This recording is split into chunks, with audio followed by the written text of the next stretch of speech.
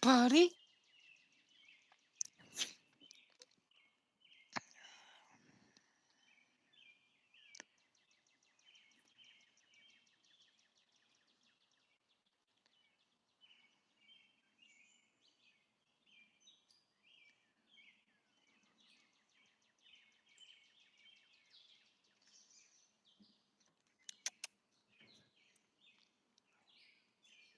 Motherfucker.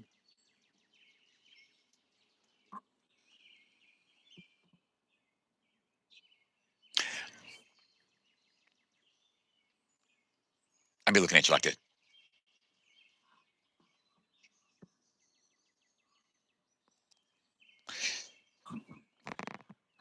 Just gonna let you know that I haven't smoked any rosin yet this morning.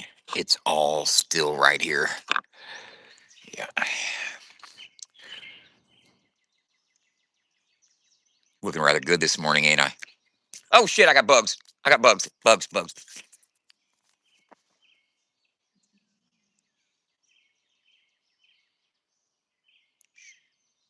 You didn't hear that. Kitty. That's my kitty. Kitty me, man. Kitty me, man.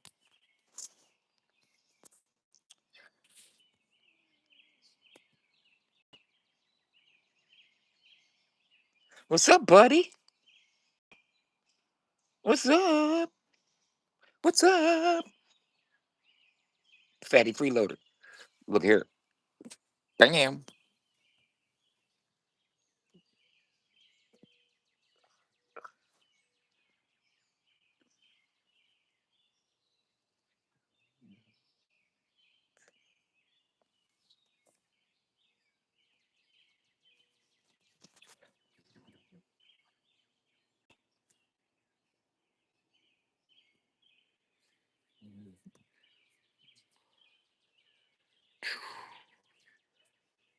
What's up, buddy?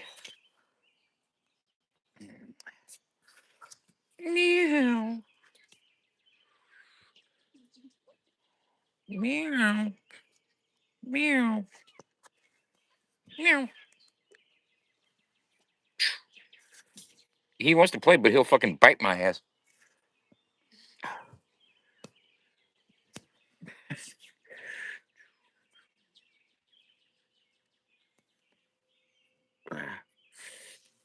Yeah, he likes to have the head rub. He's an old head rubbing ass cat. Oh. Meow.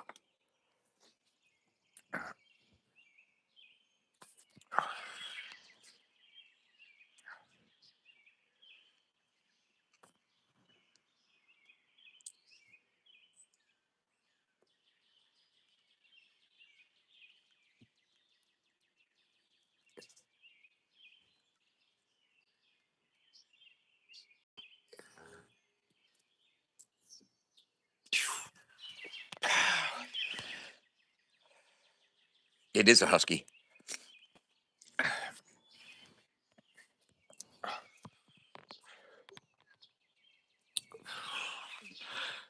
What is up with you all?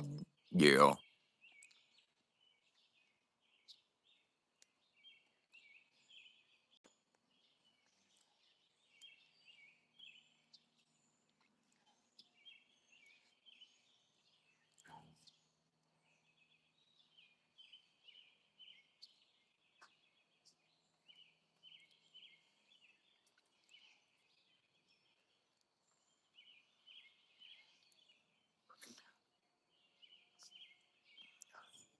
Financially, no. What do you mean? Do I support? Bro, I don't even pay child support. What the fuck are you talking about? I'm 54. I still live with my mom. Do you expect me to support anything? I can't even support myself. The fuck? I'm about to do my first rosin hitter this morning. Can you imagine this? I haven't smoked anything today yet. I look this good normally. This is just natural.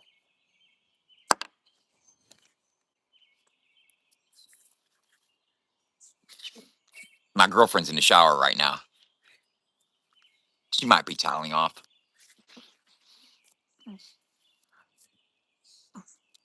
You know that.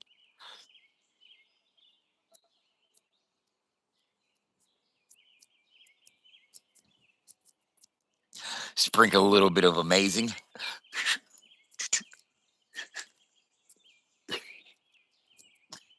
All amazing and shit. Just sprinkles of amazing. Oh, sprinkle a little bit of more of amazing on me. There I am. Amazing as a mother. Oh shit, that's not a crack pipe. That's a nectar collector. And it's pretty dirty. Okay. It's 7 o'clock in the trailer park. I'm out here like I owned a bitch.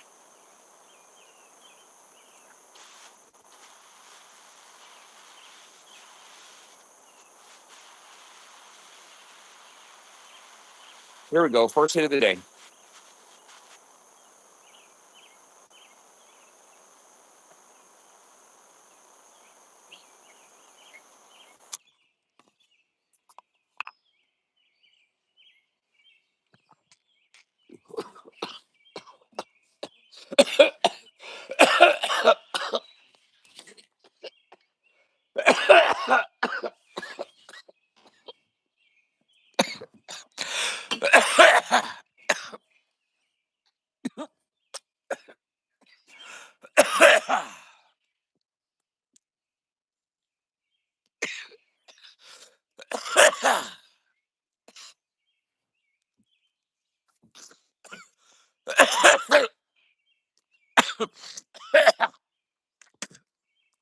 Does meth make you cough like that?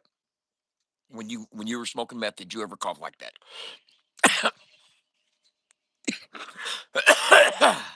Did you ever cough like that when you were smoking meth?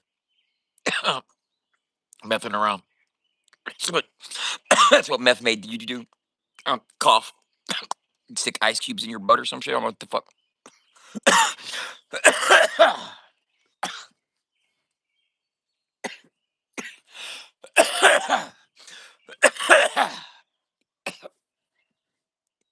God damn, it's humid as fuck out here.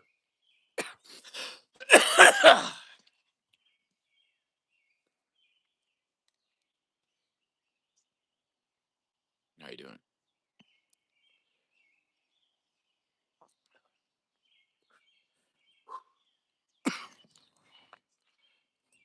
That one hit got me stoned, bro. Although it ain't no one hitter quitter, because I ain't quitting.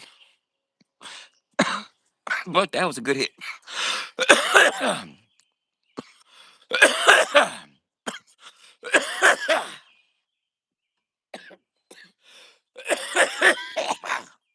But you gotta realize that I go the first couple hours without being high at all. I gotta just face reality as it is in reality. You know what I'm saying?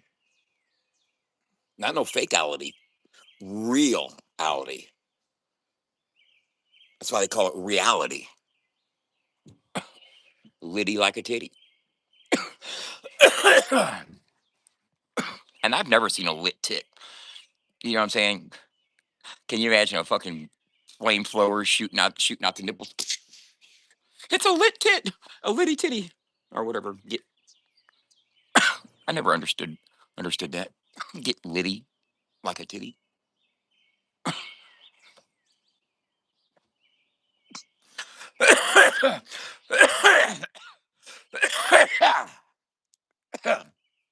Anybody talking shit on me today? Huh? I got room. I can put you on the docket. You can get on the docket today, baby. I'm just gonna go sue a random motherfucker for looking at me funny. Would you just look at me? Huh? Did you look at me funny? Huh? I can't see shit. You see how fast I threw my glasses on?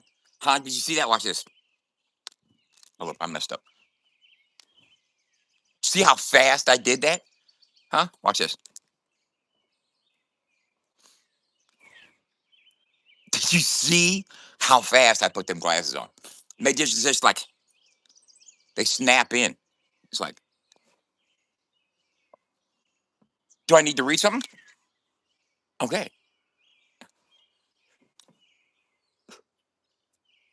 You hear what I'm saying? I got that shit down. Player, pimp, player.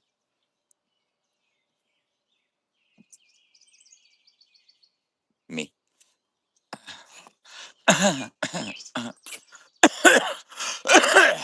Got to be meth. Let me show you something. Hold up.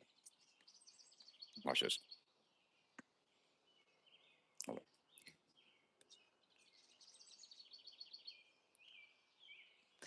I was gonna say I have nerves of steel, but I'm kind of shaky this morning. Hold up.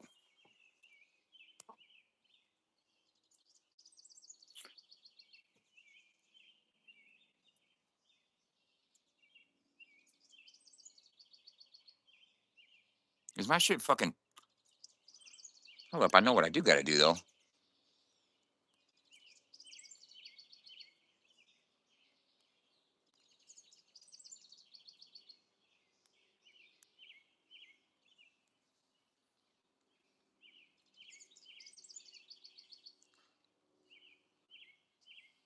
So, ladies and gentlemen, if you were watching yesterday, you know that I got the ambulance running.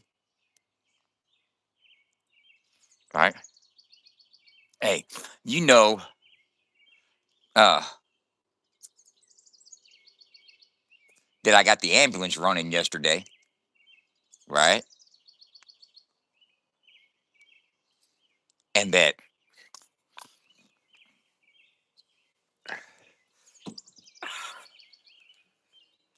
I know you motherfuckers hate that shit. Oh my god, bro. Hey, that ambulance been sitting in Gary's barn for fucking 9 months, ain't moved or nothing. Everybody's like, it's dead, it ain't doing shit. They was just praying and hoping like a motherfucker that motherfucker wouldn't fucking rise up and start up, weren't y'all? And then they'll gaslight. They'll be like, nobody wishes any ill will towards Dub. We all want Dub to succeed. That 100's a scam. Man, you know what? I told myself, I said, self, I don't call myself self. I call myself stud. I say, yo, stud. No, I don't call myself that either. Allison does. She's like, come here, stud muffin. She called me stud muffin once. Yeah, we were tripping on mushrooms. So therefore she wasn't in her right mind. Ain't nothing muffin about me. Although I am starting to get a pouch. I mean, that stomach right there. Squeeze a bit. But let me get back to what I was fucking talking shit about. What was I talking shit about? Huh? God, there's so much shit I could talk that I just didn't realize exactly what shit I was talking at that time. Can somebody remind me? Can I get a reminder? What I was on, where I was going with this? Oh, oh yeah, oh yeah, oh yeah. Being hated, being hated on. People not liking you for some reason. You know, uh, people that have to always point out what's wrong with me. People that are going to say I use my mom up. I use my girlfriend up. I don't have any drive or ambition or work ethic. I'm lazy. I use people. I'm a scammer, a liar, a blah blah blah blah blah da da da da. Da.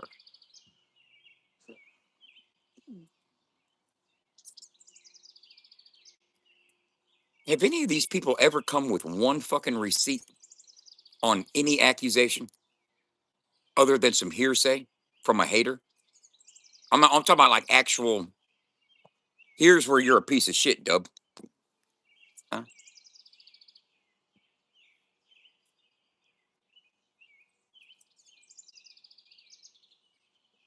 We don't understand what you've built, so therefore we call it a scam.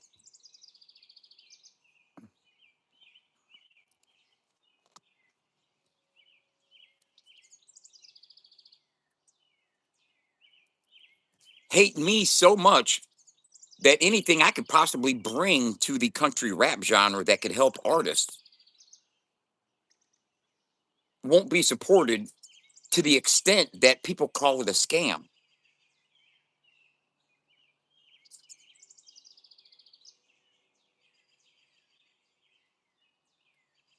People tell me, Dub, just let that shit go and move on. Just keep working. That's exactly what I'm going to do. It's exactly what I'm going to do. Keep working, keep moving.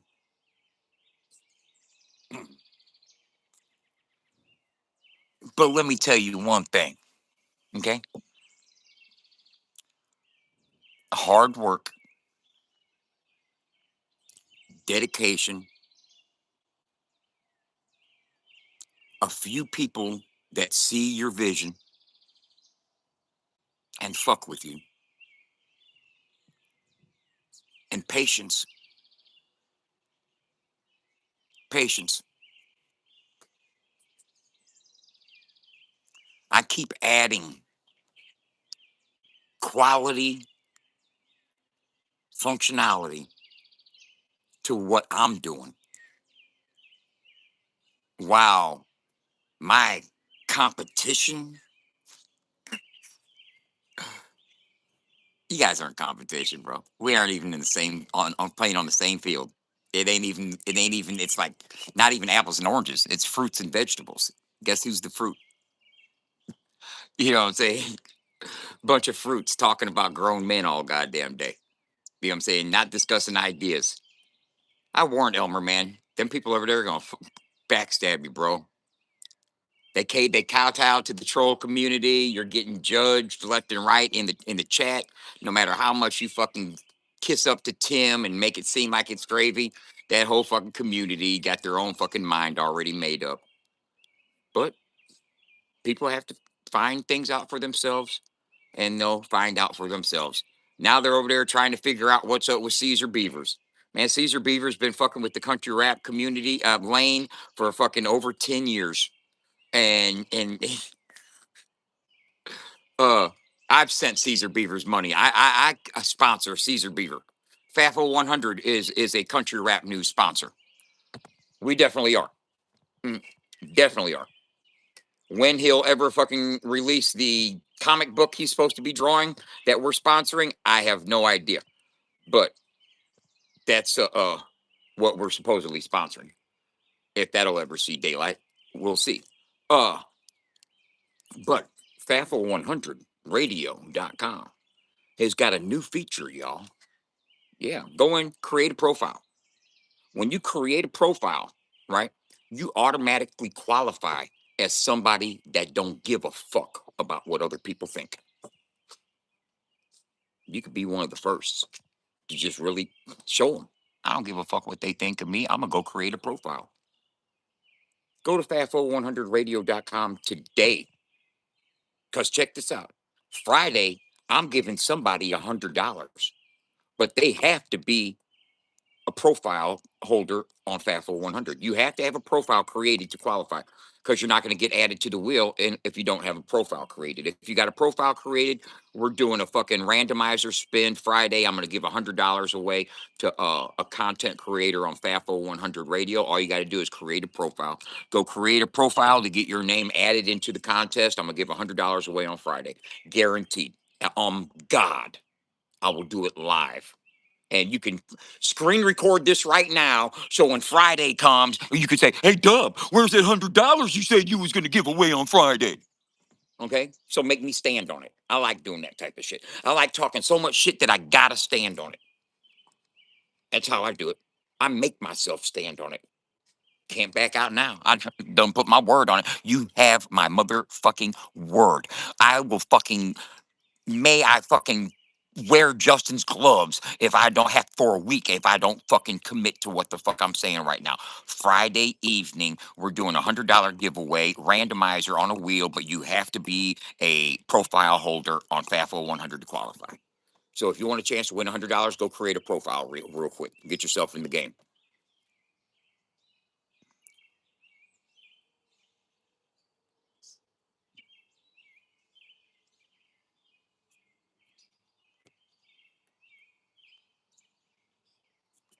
And and then they persist. Now Nuggy's got the same fucking picture as his fucking thumbnail for this his morning's live stream.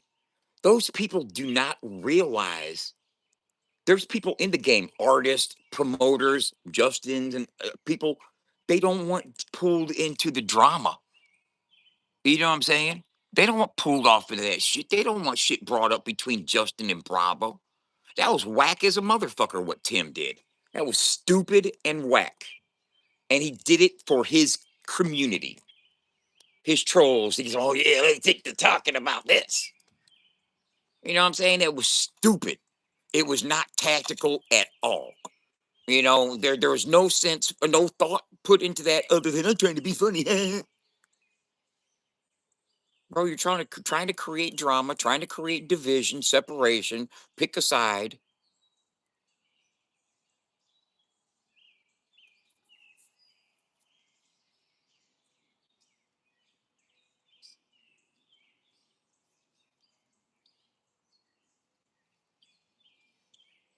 Uh,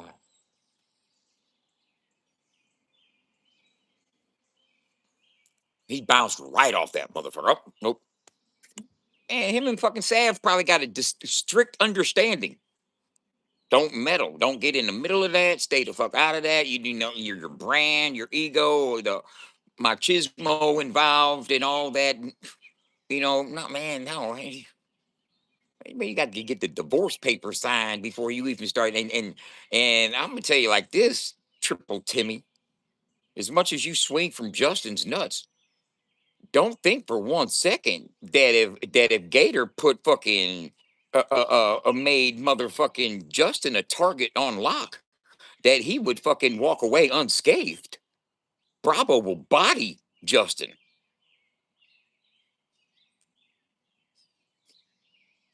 Bravo will body Justin. I'm talking about drag him. And I'm talking about musically, y'all. I'm talking about with bars. Okay. And probably financially too. Bravo's probably got a bigger bag than Justin. He owns plenty of businesses. You know what I'm saying? But look here, I'm not a Bravo fan. I'm not a Justin fan. I'm a realist. I'm telling you really real shit. Justin don't want no smoke from Bravo. Right? It's the last thing he wants to put on his plate is some Bravo smoke. Because that's sanctioned. You know what I'm saying?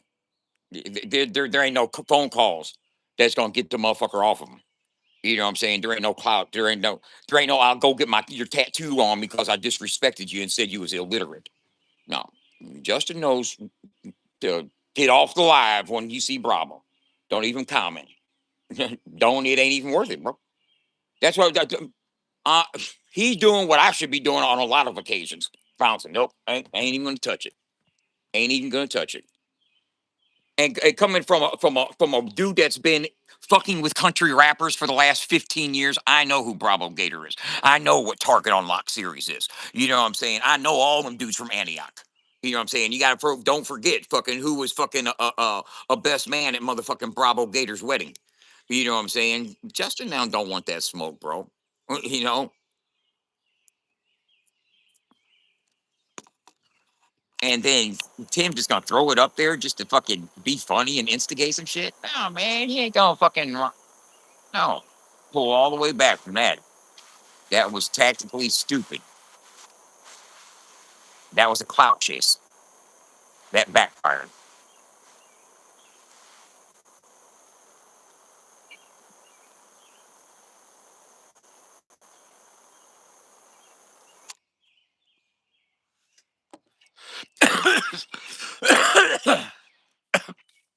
And if anybody out there, and if anybody out there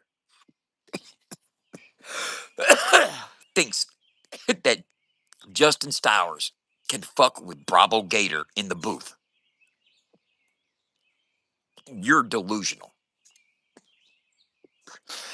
You're going. You are basing that completely off of who you like, not on an understanding of what rapping is.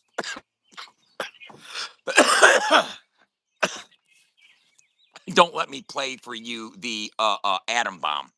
Okay, don't let me play Atom Bomb for you just to give you a reminder of what Bravo can do to a motherfucker.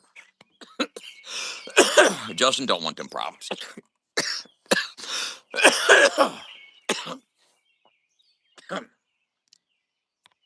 Yes, you have, Allison.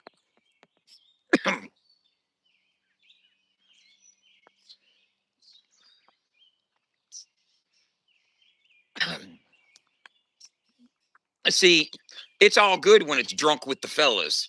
When you're drunk with the fellas hanging out, you know what I'm saying? Yeah, but now you got a woman in your life.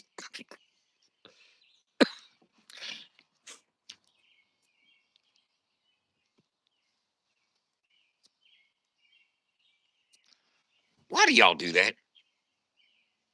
Why? Why?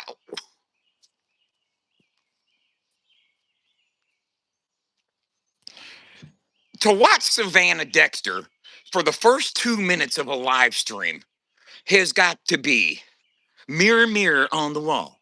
You know what I'm saying? I feel like I'm a mirror, and I'm just sitting here looking at the person primping in the mirror for the first 3 to 5 minutes before people start showing up, and she's just,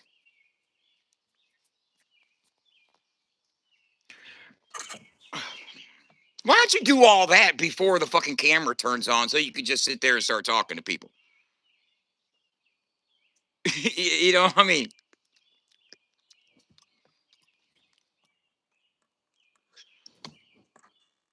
I'm not hating. I'm not hating. That's women in general.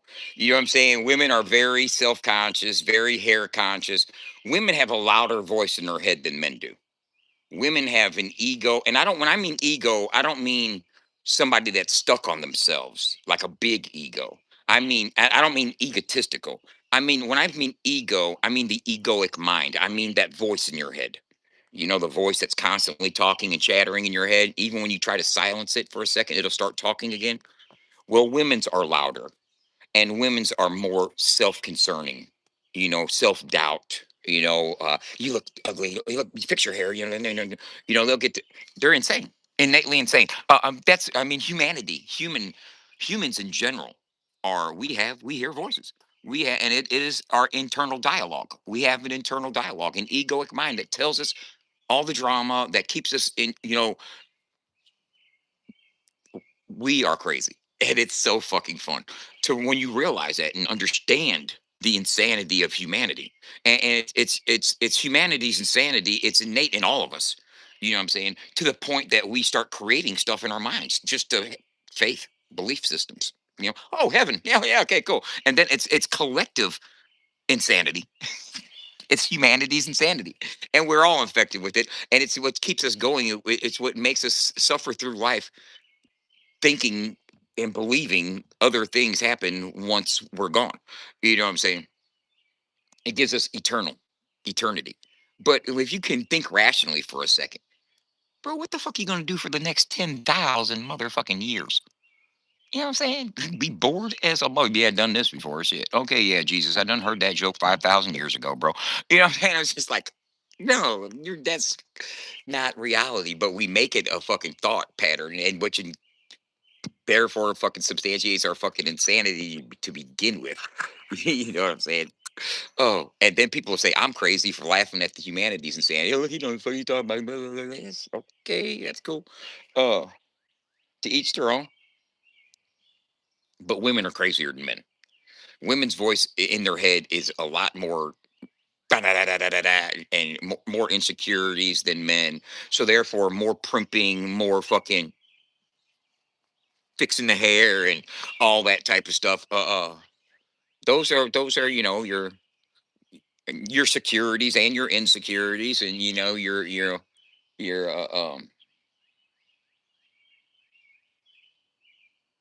Your go-tos. Let's just say your go-tos. You know what I mean by your go-tos? What you think is appealing or alluring, the look, what I'm saying, the move, you know what I'm talking about. It's she must think that's a cute look, so therefore they're throwing it at you type thing. Those are subconscious moves, subconscious fucking mannerisms, affectations. I'm just sitting here running my mouth, but no harm. No harm. I mean, I'm not saying anything down about any of that. It's to each their own. It's just those are human mannerisms and affectations that people take and use, and you can pick up on it, type of shit. And it's a sign, you know, of self assuredness and insecurities combined.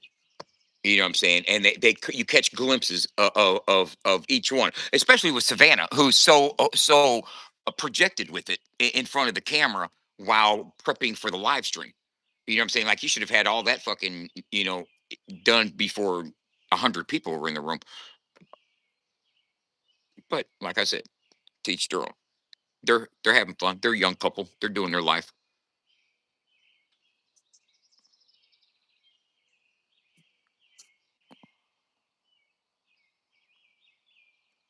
I'm happy for both of them. I don't know Savannah. Never met her. I mean, I see what I observe on like I watched the live stream last night, and I just she's primpish mannerism, very primpish mannerisms. Can either exude confidence or insecurity. Either way, you know what I'm saying. It's psychological. I'm looking at the psychology of things. You know what I'm saying. I look at mannerisms. I look how people interact in society, sociology. Uh, Group psychology, the group sociology, the social structure, social hierarchy, and pecking order in their community, and how Tim sits at the pinnacle of the hierarchy of their little community, which is like he's like a fallen angel from the workyverse where they got ostracized from and kicked out. And it's like, he's like got kicked out of fucking it's Satan kicked out of heaven. And now he's got his own fucking minions to fucking worship him and type of fucking shit. I mean it's like and the hierarchy extends from the troll community has worked its way into the country rap community by befriending leaders in the country rap community and infiltrating in that manner. You know what I'm saying? Through buddy hustling, exploiting valor to get respect, to extract respect and attention and inclusion. You know what I'm saying? Trust me, and it works. It has worked on a few of our more patriotic rappers in the game. How you doing, Adam? Uh, but if you ain't bringing nothing but let's talk about the drama to the table, people can get tired of that. Become a producer or something. Buy some land and start throwing events. Being it, I mean, do something, bring something to the table other than 6 hours of talk shit on whoever you can think of next to talk shit on. Throw me in there too for a few minutes. You know, there's no dirt. There's no, just like I told Cashville, bro. Motherfucking trading cards ain't gonna last. That's a trend, bro. You trying to leave a legacy? It ain't gonna be in some fucking garbage pail kid ripoff. And that's facts. And I hate me for being real as a motherfucker. I don't give a fuck. But it's a trend. It'll be cool and goofy and laughy for a second. Everybody knows you're using Chat GPT to do it, so therefore you lose fucking 70 originality points. So that right there devalues it, depreciates the value automatically. You know what I'm saying? Oh, those are Chat GPT cards. I don't want them. You know what I'm saying? Now, if they were original hand drawn masterpieces like Dub can do, you know what I'm saying? Then you might have a different type of collector item. But you know, letting AI manufacture, and the same thing goes for a lot of things. But it's how you use the tool. You can use the tool of AI to create garbage pail imitations using country rappers as the characters, but that's a trend. That is, and it's not even a trend. It's something that you're starting to start as a trend, and that is a novelty. That it becomes a novelty. It's a novelty that you want to trend so you can exploit it and fucking make money off of it and fucking sell out and fucking have them signed and everything else and have signed packs of cards that are exclusive, whatever.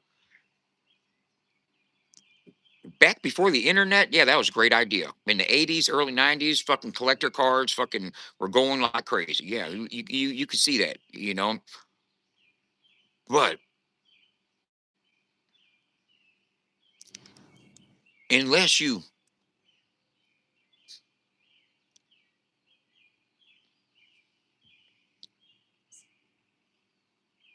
poop is shit. So saying country rap poop is like saying country rap shit. Why do you guys want to put feces in the name of your brand? Call it like you see it. Call it what it is. That is not,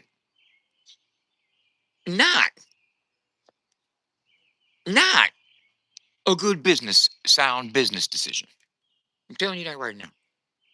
It may be cool underground and on the internet and fucking on YouTube or something, but you even got to misspell shit on the t-shirt to get motherfuckers to put it on. You know what I'm saying? If you got to misspell the word, that's why I don't want to put, if I'm going to put fuck around, I'm just going to put the fuck on the t-shirt. You know what I'm saying? Is what it is. That's why I got fight addiction, find opportunity instead of fuck around and find out. It's fight addiction, find opportunity. Because I know not a lot of people are going to want to wear the word fuck on them. Some people are going to be, you know, hard enough to fucking, yeah, I'll wear that. You know what I'm saying? But some are too, well, I don't want fuck on my shirt. I can't go out in public with the word fuck. I'm going to be around my grandma. She's going to see it. And, so I get that. So we have alternatives. But to name your company something with poop or shit in it, you add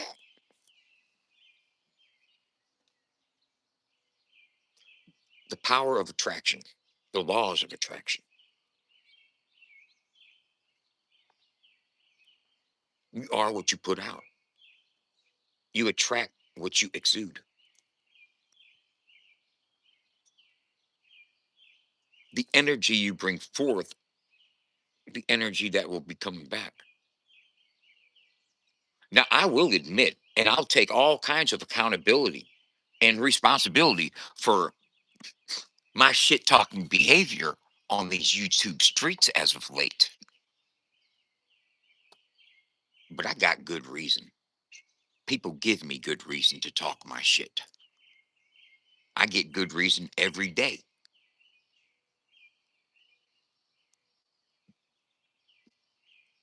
But in the same breath, every day, I take care of business. Every day, I get up and take care of business.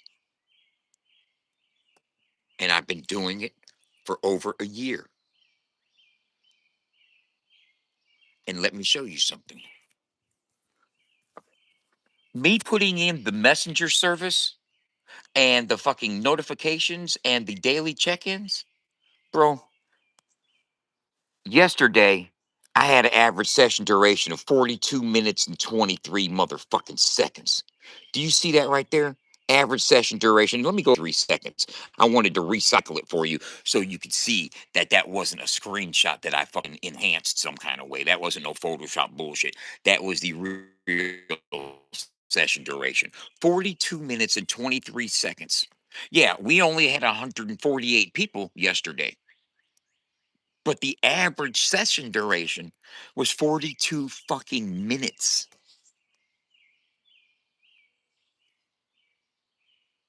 That's badass.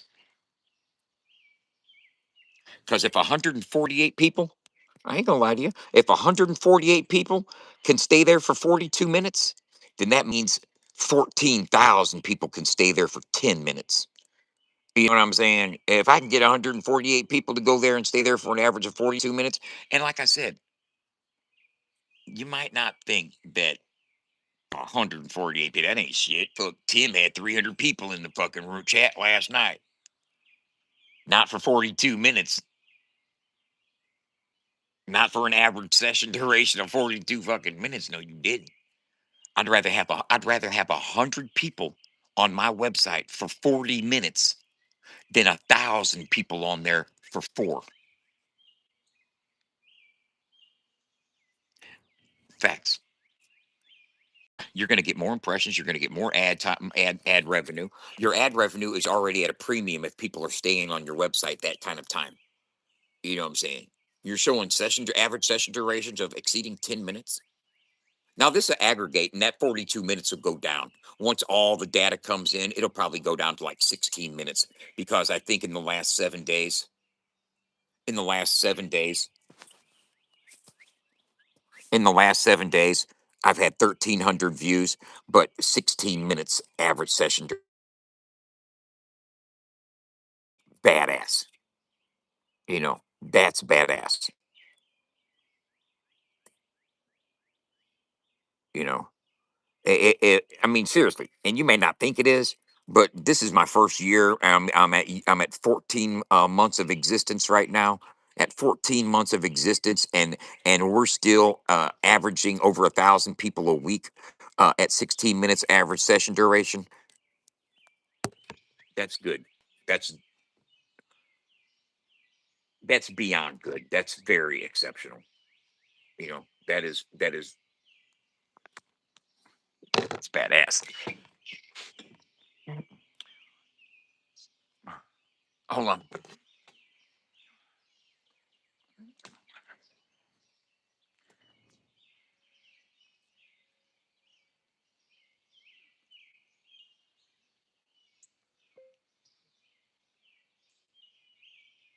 The ambulance isn't there.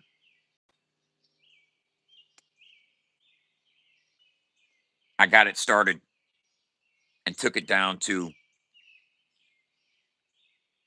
get the rap done on Broadway. I love saying that. That was my cousin messaged me just now. What time are you heading over there? Oh, motherfucker, you bounced on me yesterday. You bounced on me yesterday. I got to take care of business. I got shit to do. Hey, when he bounced on me yesterday, when he bounced on me yesterday, I was like, man, I got shit to do. I got to get this motherfucker going. What I do? I got that. Uh, uh, uh, the batteries were dead, all 3 of them. I took them back and got a $766 refund, and then went to Napa and got 3 battery Legends for 586 out the door.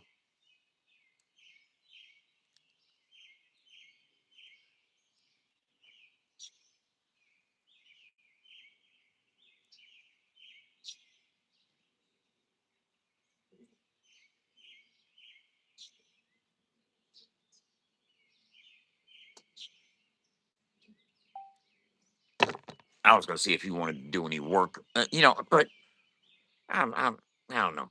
I'm upset. I'm still kind of.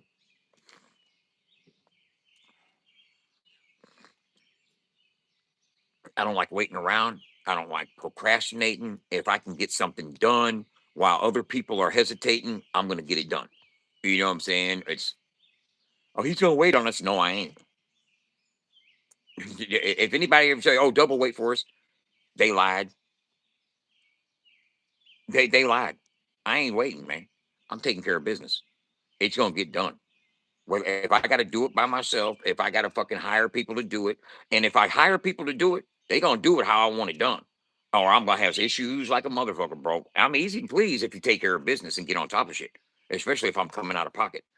But, bro, my cousin came over yesterday and spent 45 minutes there. Not even a full hour. Cut one piece of fucking table off for the epoxy table and flipped it back over and said, "Hey, I gotta go." What the fuck, dude? We're supposed to cut this. I got an 8 by 4 foot fucking board. I need cut into 24 pieces. 12 inches by 16 inches. You could have cut them boards down for me real quick so I could make my t-shirt fucking stands. That could have been done. The flooring in the booth could have been done. The fucking laminate on the ceiling could have been done. There's a lot of fucking things. Uh uh.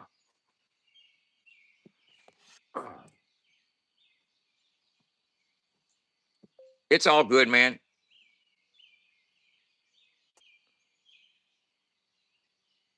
If you could, and I'll throw some change at you later. Cut that board up, that 8x4, into the 12 by 16 inch boards for my t-shirts, if possible. Question mark.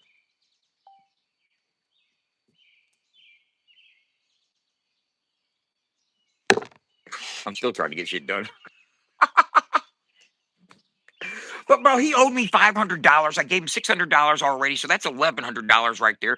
I'm gonna give him like $600 to $800 more. You know what I'm saying? As the when the work gets done, but I gotta fucking pay him as we go along. Because if I pay him all, he'll fucking run out on me, and fucking I'll be stuck for months not getting shit done because it's a blood relative, and I can't fucking do what my.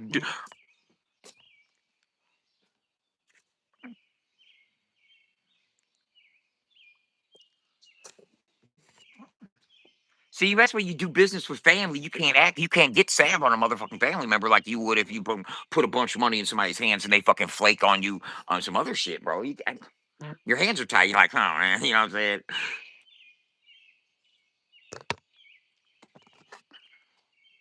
I appreciate it very much. Let me know when you're there. I can stop by and drop you off something.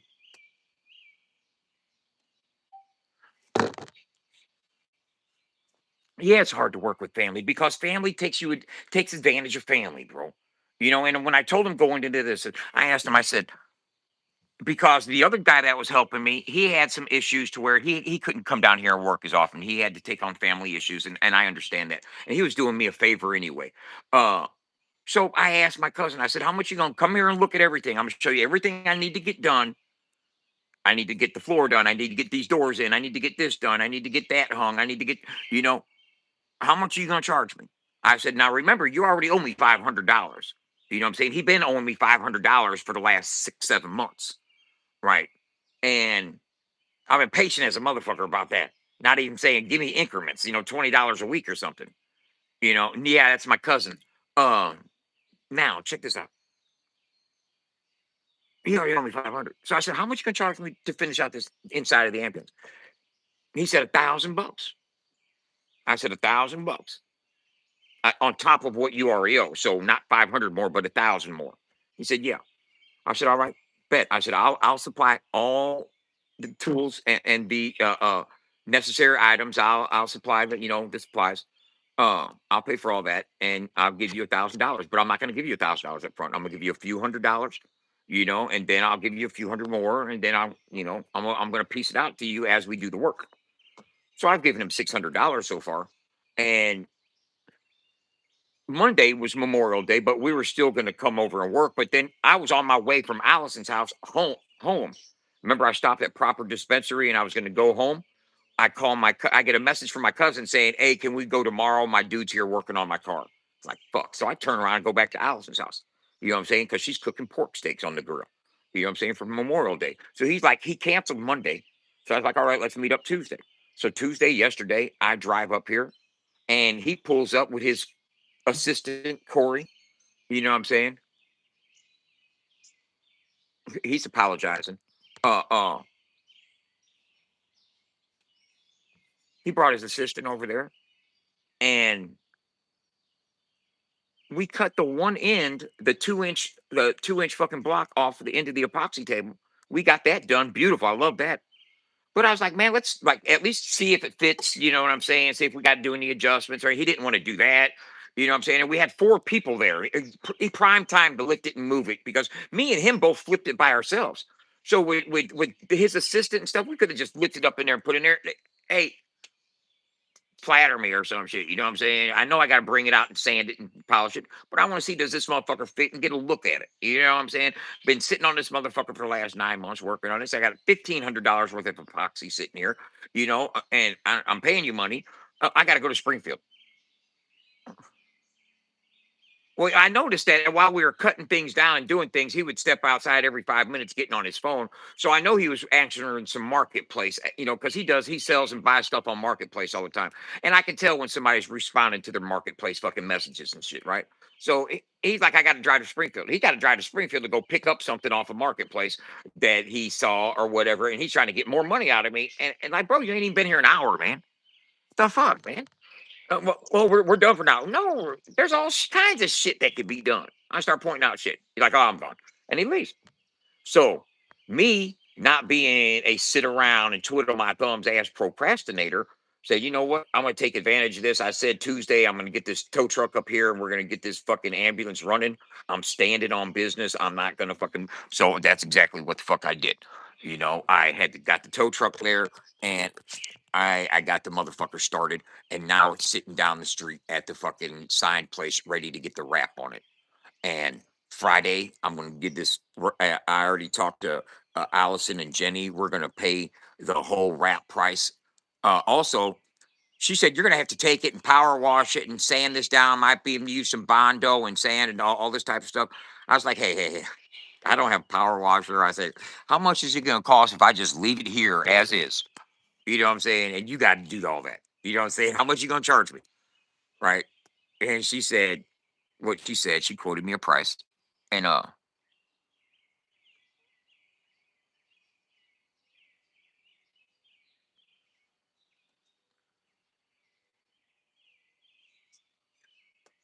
yeah, that could have worked. But here's the thing: he didn't have plans. He didn't have plans, Allison. He created the plans while he was over there working with me. You know what I'm saying? He was steady messaging and back and forth, making arrangements to go pick up a part or something, whatever he found on Marketplace to go to Springfield and buy.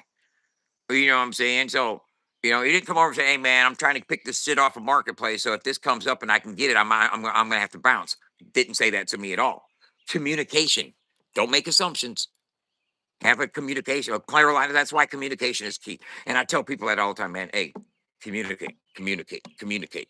Tell them how you feel. Speak your mind. And you might get hated for speaking your mind. You're gonna be hated for being real. Being a real motherfucker, it gets people fucking hated and excluded because you're not a yes man. You're not. Oh yeah, I agree with Tom. Yeah, they're the set. Man, fuck that shit. I ain't doing all that.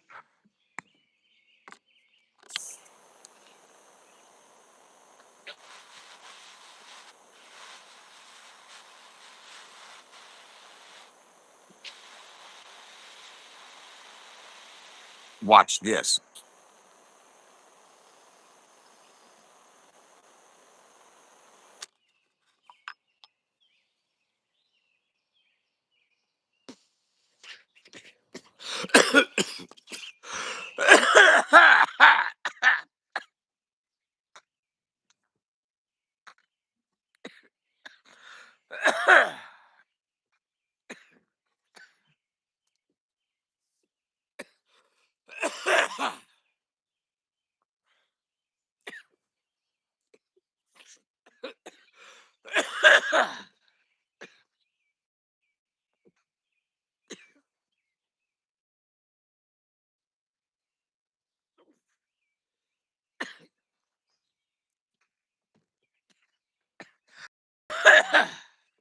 There's a ground issue.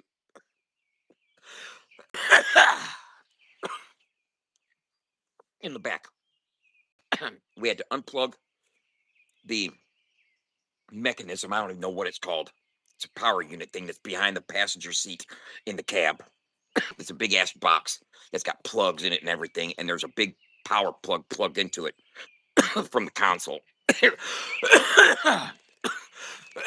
We unplugged that, disconnected that from the power in the back, and ran the battery direct to the alternator or the diesel, whatever, in the front, and unconnected all the wiring and electrical that goes to the back of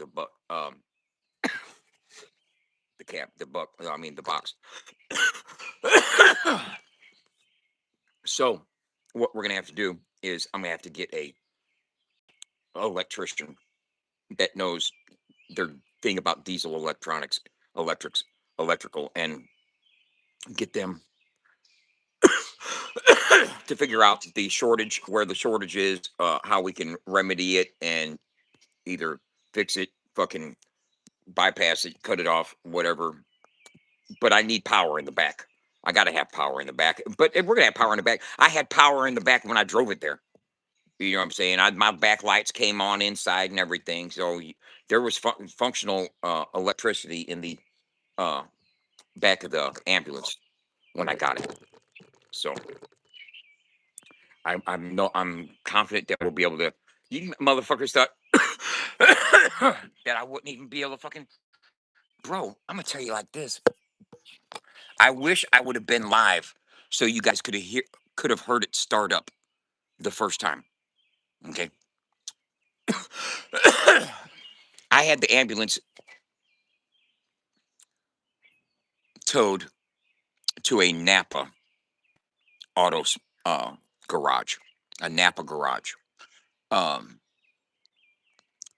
they charged me $386 for 2 hours of diagnostic time. To run diagnostics on the ambulance. They wanted 2 hours up front. Well, he ended up refunding me. In fact, I got to go work it out with him because my money's messed up. They didn't actually refund me. They charged me another $181. Now they got to give me $362 back, and that didn't hit. I'm gonna have to check my bank account and see if it hit. Um,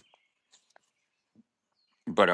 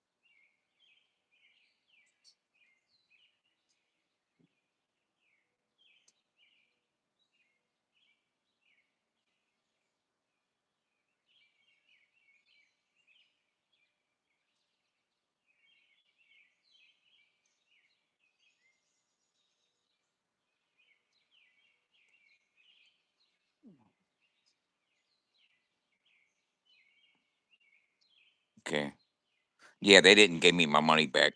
They gotta give me my money back. They owe me. See, look at this. They charged me 362, and then they charged me 181. 362 and 181, but they were supposed to refund me 181, but it ended up charging me 181. Then they were supposed to refund me 362 since they took another 181 from me, and so they didn't give me the 362 back. So they still owe me $362. I got to drive up there this morning and holler at them about that.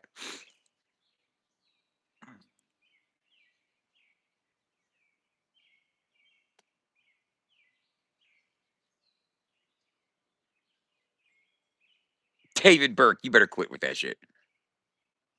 It's not a backside. Ain't nobody fixing my backside. No, sir. That was weird.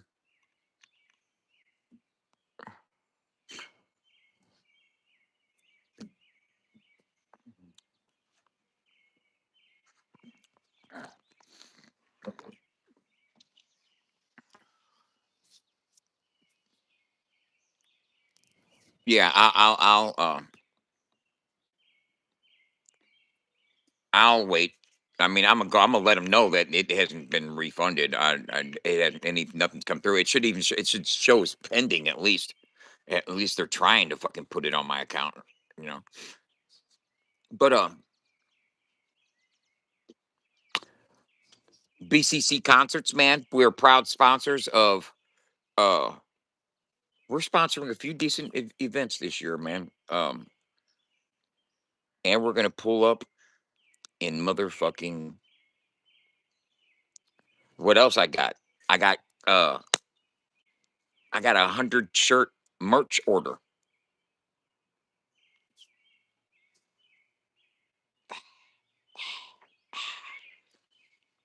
I gotta make 100 t-shirts.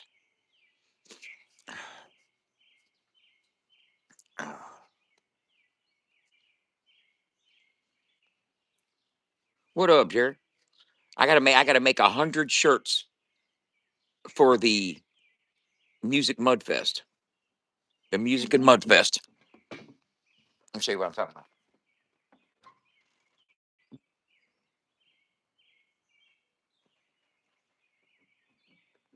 What's up, buddy?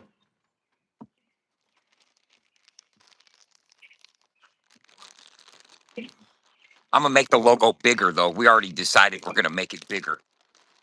But this is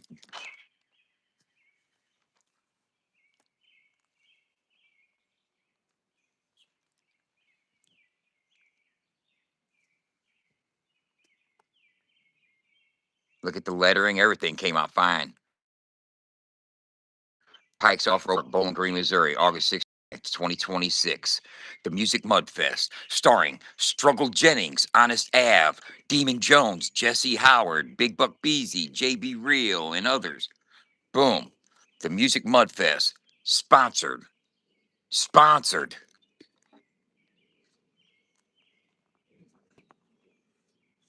sponsored,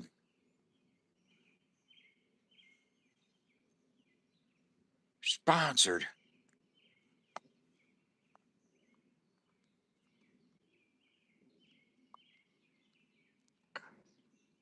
BCC Concerts. Please help us welcome FAFO 100 Radio to the Music and Mud Fest 2026 family. Welcome to the Mudfest family, FAFO 100 Radio.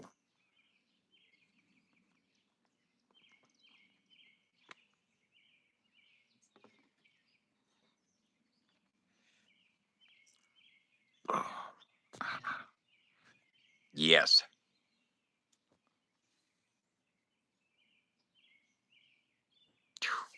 Look at the lettering, even down, small. Yeah.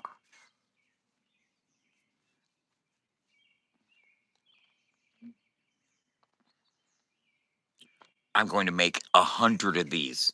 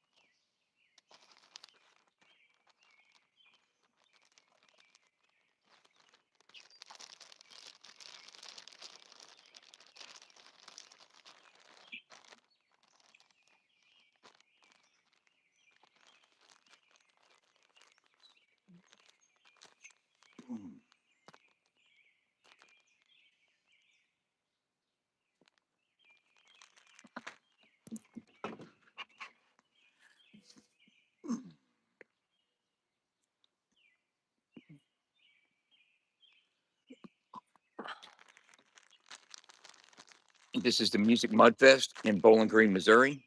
Hey, if you notice something, hey, look at this. We are sponsoring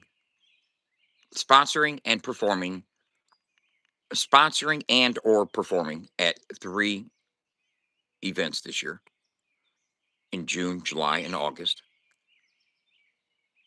June 12th and 13th, Mud Mayhem, featuring 501 Bryce, FJ Outlaw, Hard Target, Simple Man, Dusty Lee, Big Buzz Cuz, Nunrilla, The Hicks, and plenty more.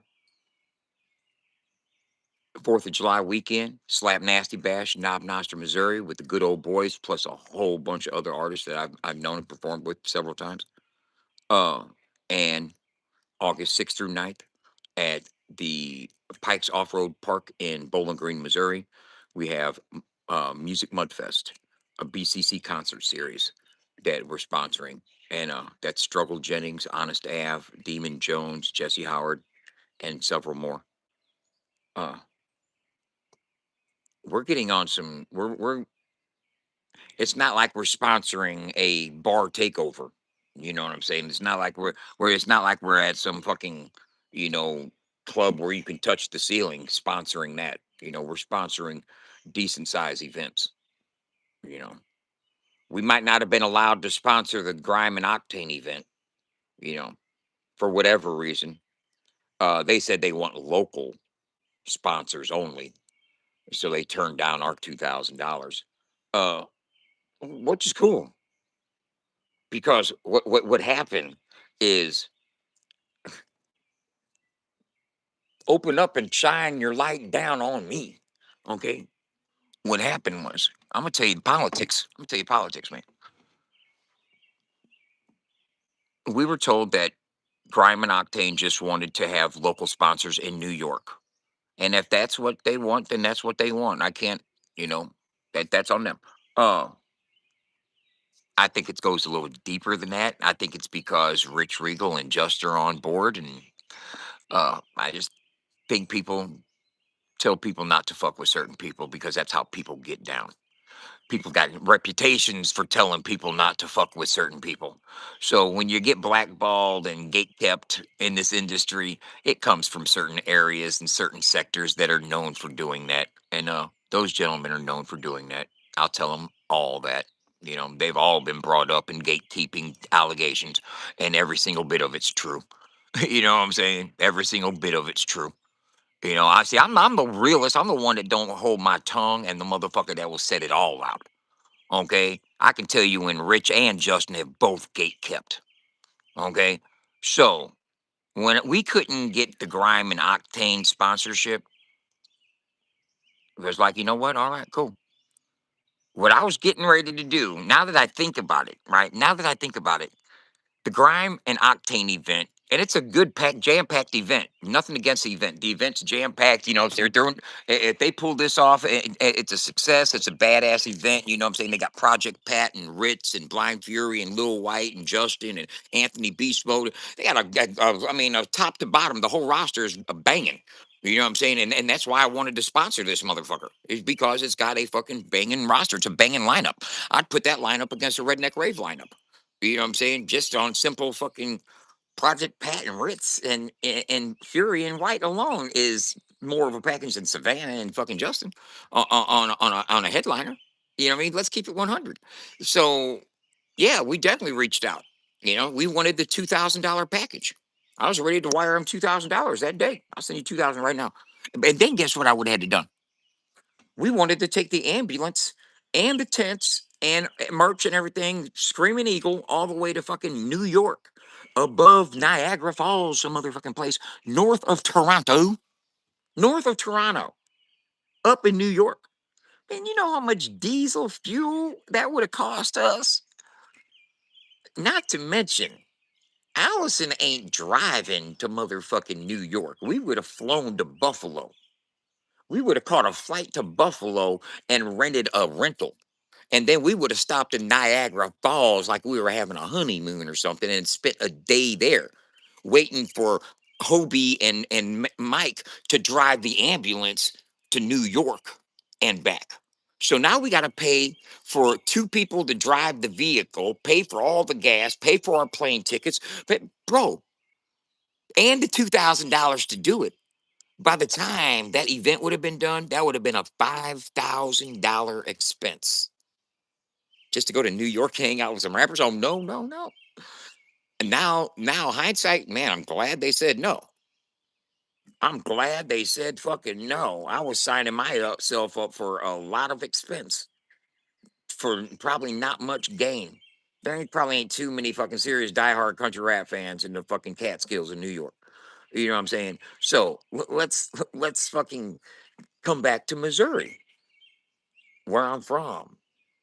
I'm a Missouri boy. Call me Tom Sawyer. You know what I'm saying? Paranoia used to hold me in his grits, release the demons. Now I'm ready to spit. I never let my guard down. See me coming hard now. Book it with the Chevy, about ready to bring it all down. I can bring it raw now. Chevy cook it. I need a stack for the show if you're wanting to book it. Look, it's long overdue. What I'm bringing to you is like I needed this, but you needed to too. So what I do, stay true, coming from the loose outside till I die. Boy, I thought you knew.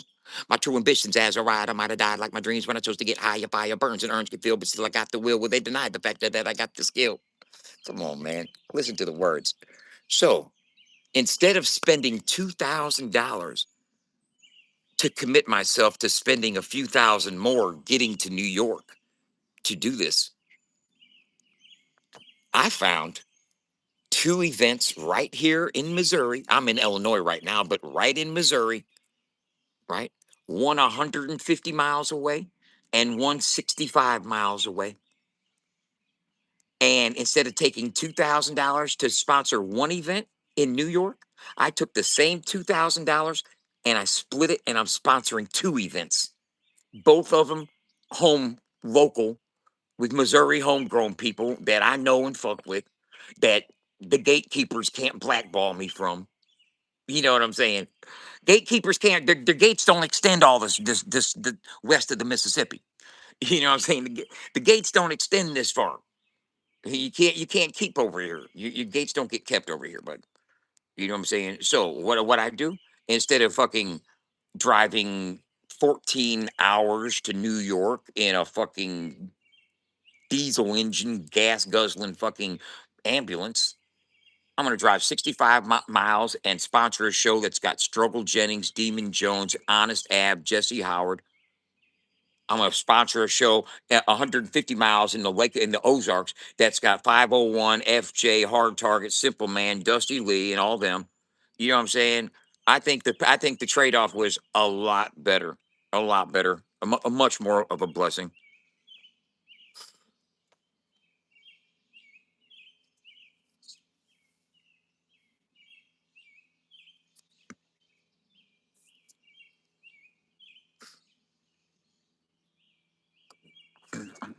I think that I think here's the thing.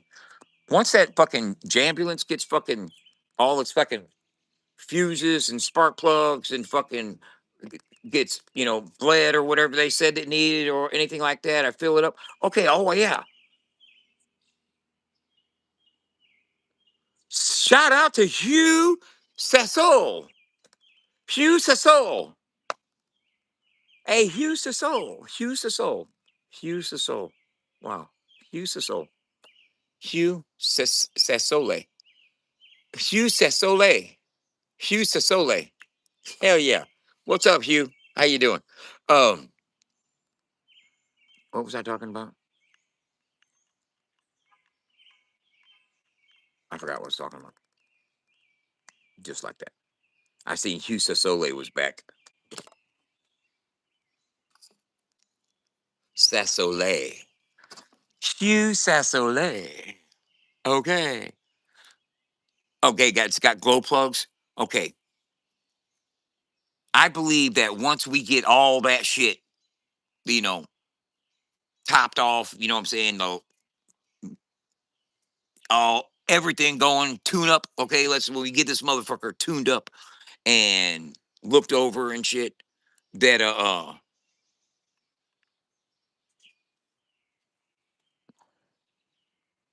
kitty, kitty, kitty. Kitty, kitty, kitty, kitty, kitty, kitty, kitty, kitty.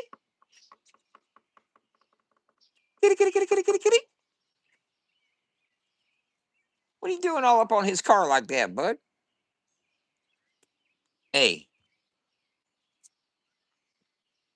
I believe that when we get all that done to it, that it'll be fine. You know.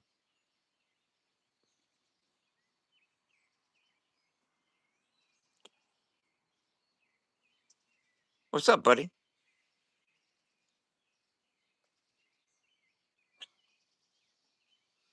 Yeah, I think once it gets tuned up, and let me get back. I always stop right here, bro. If y'all would have been there when he switched the batteries out, and look here, I was standing there while he was putting the batteries in the roller, the case that it goes in, or the batteries, the shelf that it goes on, that it rolls back in.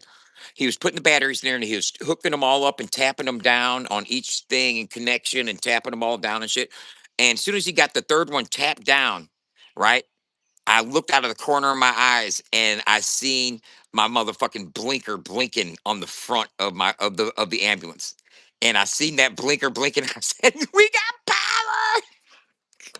I saw that blinker blinking. I was so fucking happy, bro. The dude in the parking lot says, "Hey, we ain't started it yet." Bro, he gets in there, he goes around, he gets in there and he puts it in high idle because you got to put it in high idle, right? Because he started it and then it died. He goes, hold up.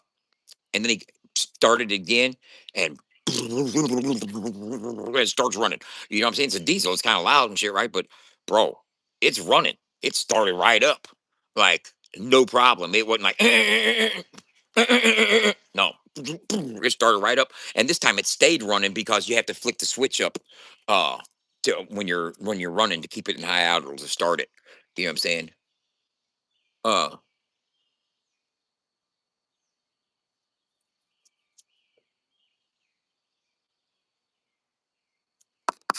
yeah, Joker, you're absolutely right. Now, bro, we're gonna be able to do with that ambulance and the tents and stuff. That's an attraction that we're building.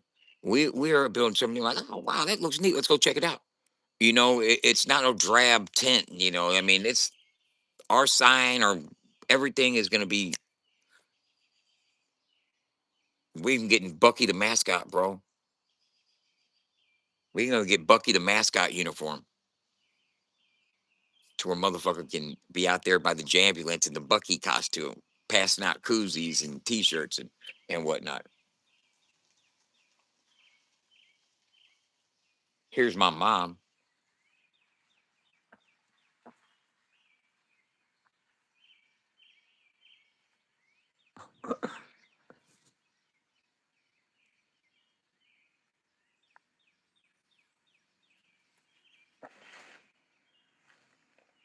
Come on, come on.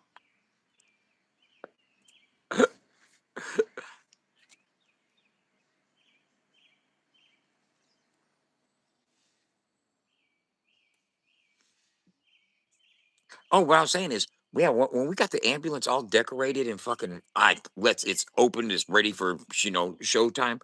Uh, the imagine the charitable stuff that we'll be able to do. Just being a presence. We could do uh toy drives. For Christmas at time, we could do fucking food drives and collect food, canned food, canned goods at different events to give to. Yeah, I love that idea, bro. I'm down for that shit for real, for real. What's up? I'll help you if you need help. Okay, well just wait. Don't touch nothing. Leave it alone. Stop. Not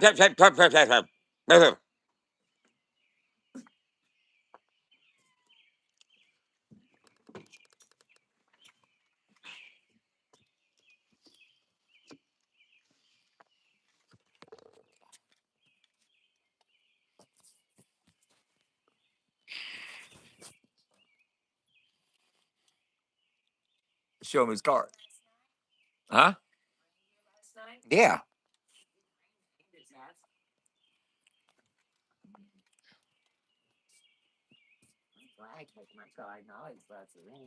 No, I didn't get the table in there yet. I, here I am. Here I am. What do I got to get out of the car? You'll see. You'll see. One plastic bag and a big thing laundry basket. You'll see. Come on, baby. My baby's 22 years old. Who's my baby? So are you.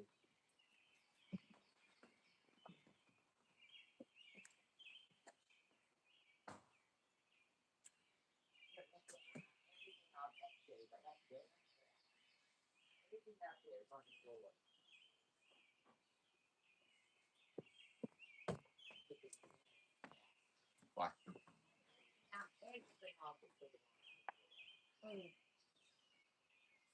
Everything's done. I started putting stuff up already.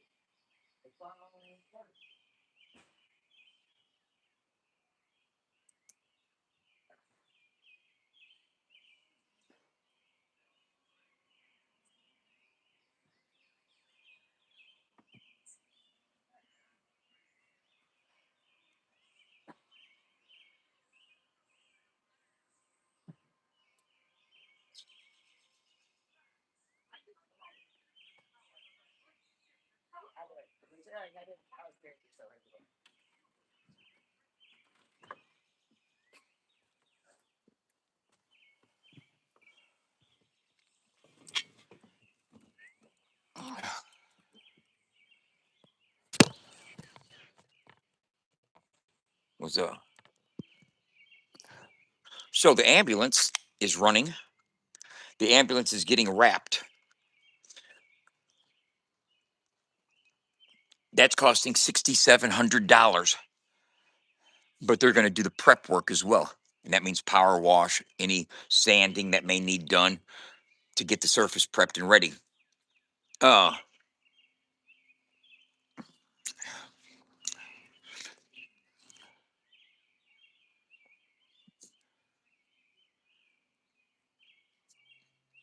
it's the follow through, y'all. You looking for the jab, you gonna miss the uppercut. You know what I'm saying? It's the follow through. You motherfuckers don't have no follow through. You got good ideas. Motherfuckers got good ideas. Make him pay for it. Make him pay for it because you got to. Okay, I'll give you another one. It's the follow through, y'all. Motherfucker told me. I told dude, I said, you know what? No, that ain't fatty. No, that's not fatty. Hey, so I told him, I said, man, I'm gonna do something different. You know, I said, I'm gonna start a radio station. That's what I called it because that's all I knew to call it. Because what I knew is I wanted something outside of social media. That's what I knew I needed. I said, what country rap needs is a presence in the real world outside of social media. Not an item, not an object, not a song, not a show, not something that you're going to put on social media, not something that you're going to advertise on social media. This isn't a product of social media, so it's not going to be Instagram, YouTube, Facebook. It's got to be something other. And the only thing I could think of was radios. You know what I'm saying? Because radio station is terrestrial. It's outside of social media. You know, even though it is still the internet. Now you got to realize the internet is not all social media. There is the internet, and the internet has other social sites that aren't normal recognized social media sites. Like, you know, they're becoming more prevalent, like Discord and Reddit and whatnot. But early on, I mean, those are like minimal compared to Instagram and Facebook and the big ones, you know, that got the fucking billion fucking users. But I knew we needed something outside of social media. So I called it a radio station because I was familiar with radio. My mom worked in radio and I've always been around radio stations. And I come up in the era of radio. You know, I didn't come up in the internet. When I went to prison, there was no internet. I came home, there was Facebook. I mean, now let's put that in retrospect. When I went to prison, there was no internet. There was no AOL dial up, no fucking chat line. No, there was no internet. There was no Google. When I came home, there was Facebook. So the internet came in, all the phases of the internet, the level ups, the different chapters, MySpace and all that came, and Facebook was here for a few years by the time I came home. You know what I'm saying? So I missed out on the early days of the internet itself. So I remember radio. You listening to the radio, you heard the song, it was on the radio before it came out at the store. You know what I'm saying? That's how you got familiar that a song was available at the store because you heard it on the radio. You didn't have social media to hear about it. You know what I'm saying? This was before MTV took over the video days. You know, so I went back to that, but then it started growing into the website. I said I need a web presence, but not a social media presence. And they're like, you know what? I'm gonna create my own social media platform.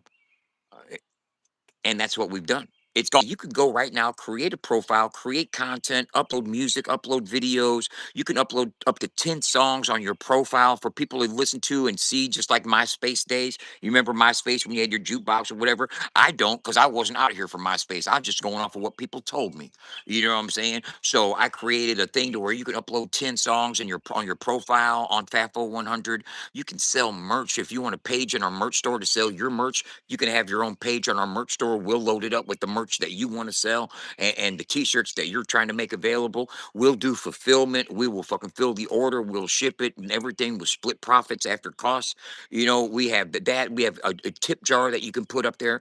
There's a radio station. You can listen to music 24/7. There's a video carousel. You can watch the newest videos that are being released by the country rap artists in the lane. There's an artist directory where you can go discover over 200 artists and read about them and go follow them on social media.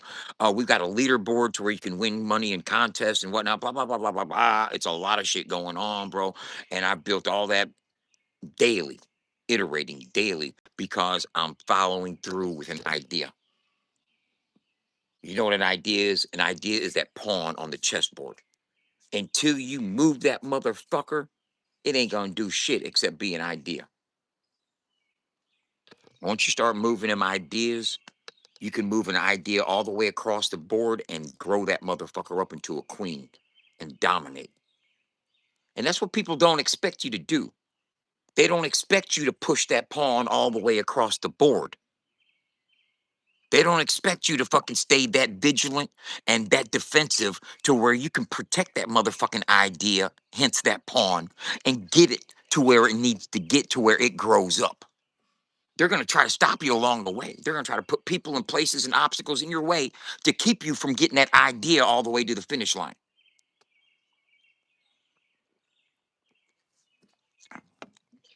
But you're going to protect that pawn. You're going to protect that idea. You're going to double down on that idea and you're going to continue pushing that idea. My idea is growing up. My idea is blossoming. My idea is about to start dominating shit. Facts. While minuscule individuals sit on YouTube in their communities talking shit about people. Not fucking taking an idea and doing something positive with it and making something happen with it.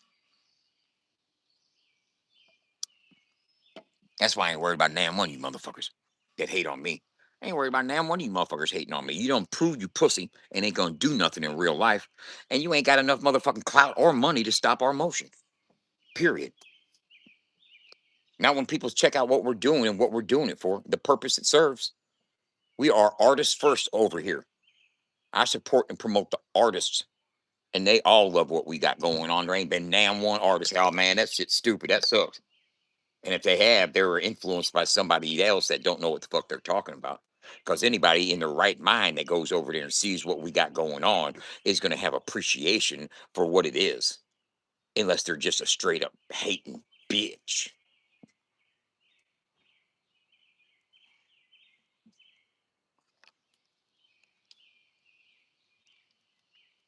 I'm always going to keep pushing. I'm always going to keep pushing. It's not on the FM dial. So if you're wondering if you can just turn on your radio and tune in, no.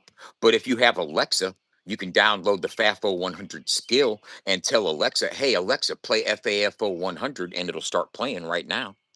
I can give you a demonstration because I've got an Alexa in the house. I'll tell you what you can do. If you have,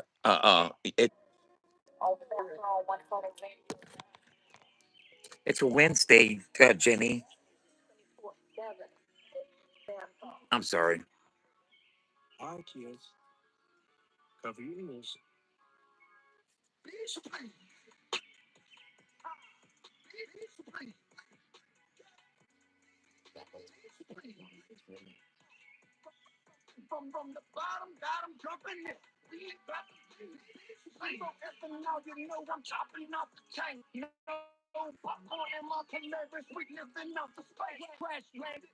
y'all think is funny?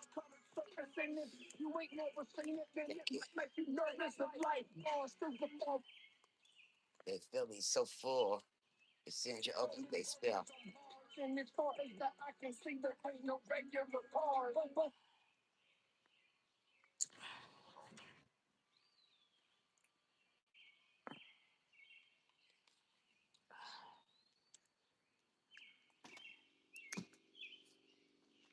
gotta go get gas this morning sometime. Do you? Kitty, kitty, kitty, kitty, kitty, kitty. A kitty, kitty, kitty, kitty, kitty, kitty.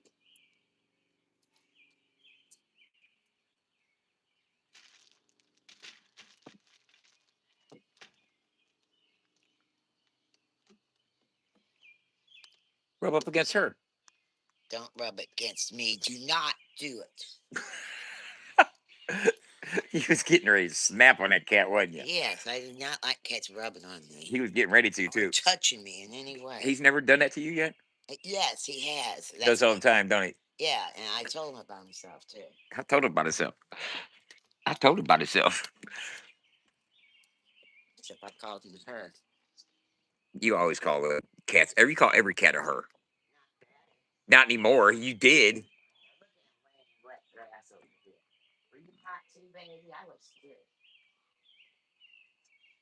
He called the cat baby.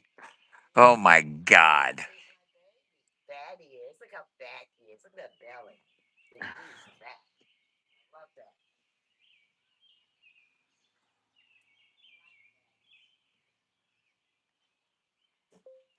I can bake them anytime.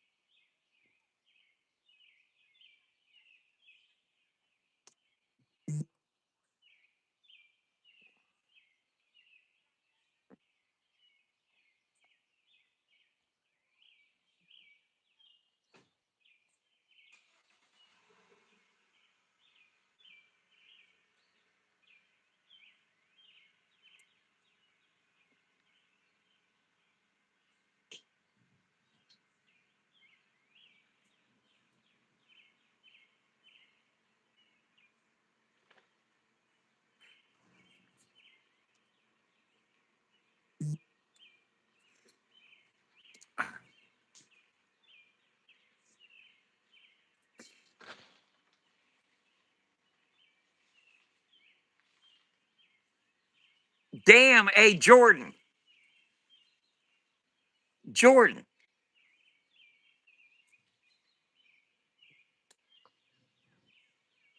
Hey, Jordan wearing the shirt. Look at her. Look how big she is. Oh, look how fucking huge she is. Man, she looks like she weighs 230 at least. Man, look at all that from Mundas. Or and look how man, she's huge. Damn, he probably weighs 220 at least. Weather's good there, Wood. What up, Wood?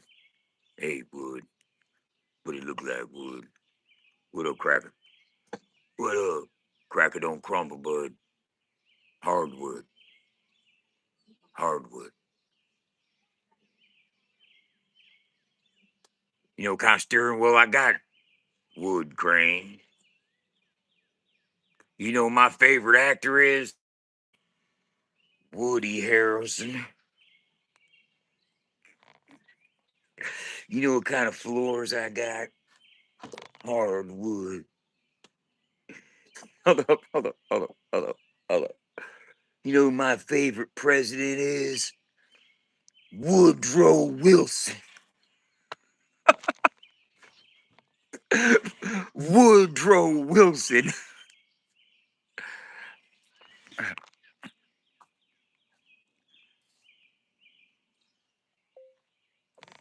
Oh, I can send you a couple cookies if all you want is a couple cookies. I got plenty of them baked already. Those are $5 a piece, plus $5 shipping.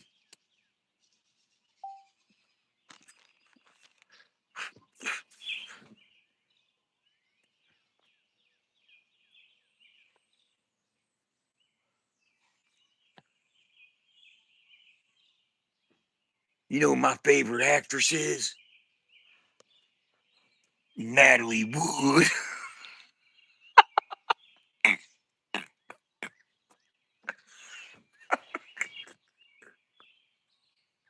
Oh my God. We used to never mind, man. When you're in prison and you got to come up with funny shit to amuse one another with, that was one of them right there. Thinking of finding out what you could associate anything that represented that said wood at all in it. You know what I'm saying was fair, and you had to use it in a. I mean, you know what my favorite motherfucking something is, blah blah blah, and you'd have to try to guess it before they said it. You know what I'm saying? Because you know it's going to have wood in it, so you got to try to figure out what with wood in it is he getting ready to say. You know what I'm saying? Because he like, let me think of another one. Um, another actor, Woody Allen. You know what I'm saying? You could use him. You know what I'm saying? There's all kinds. You can use all kinds of wood. You know what I'm saying? hardwood, wood grain, fucking.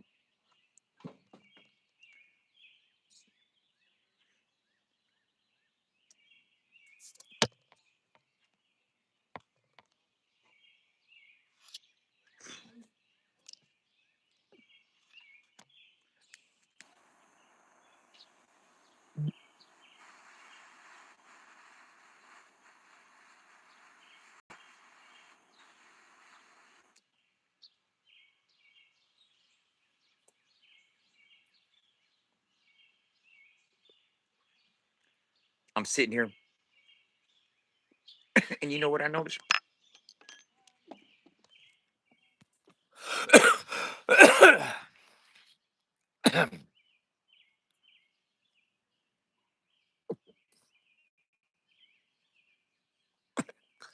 Everybody's trash cans out with trash ready.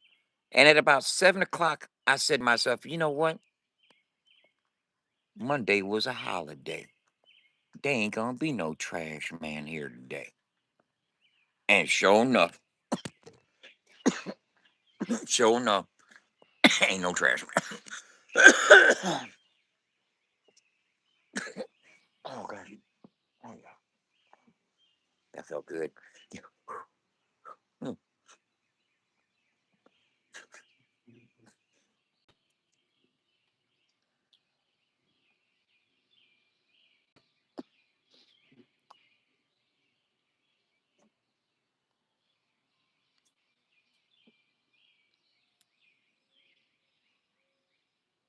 You know my favorite cartoon character is Woody Woodpecker.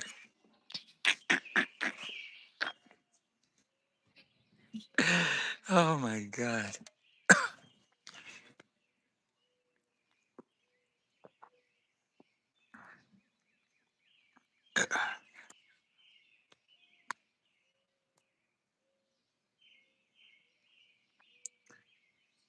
That little plant and that little plant and that one there's two. There's another plant and there's another plant and there's one just for you. That right there is another little plant and that one is one too. There goes a third one, a fifth one. How about you? There's all kinds of plants on the ground that I'm looking at. You want that plant right there? That will be five flat. I got $5 plants that I'll sell for $1.98. I'll sell them for $1.98. I got dollar plants. Look here, ladies and gentlemen. You trying to buy a plant? I got one.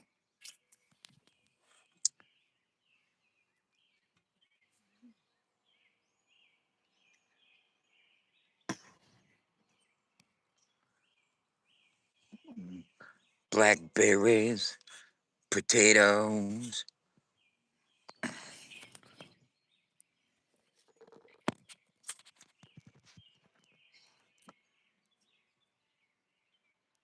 I'm looking quite dashing.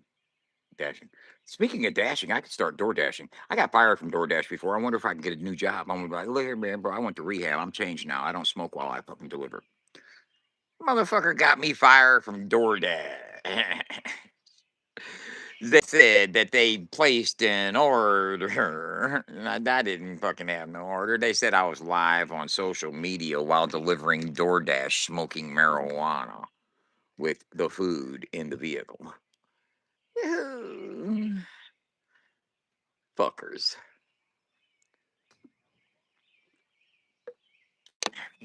That sounds just like a motherfucking Karen ass former MP police type shit to do. Ain't that right, Nancy? Call, get him fired from his job. He's fucking smoking dabs while there's McDonald's in the car.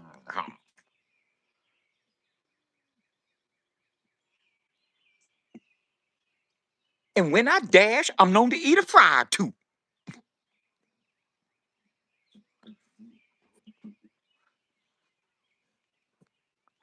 I eat 3 fries out of every delivery, motherfucker.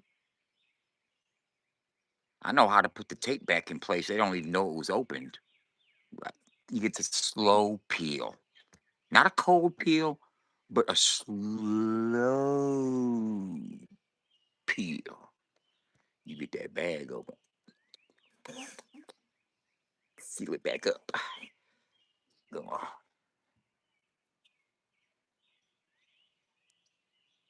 Hell yeah.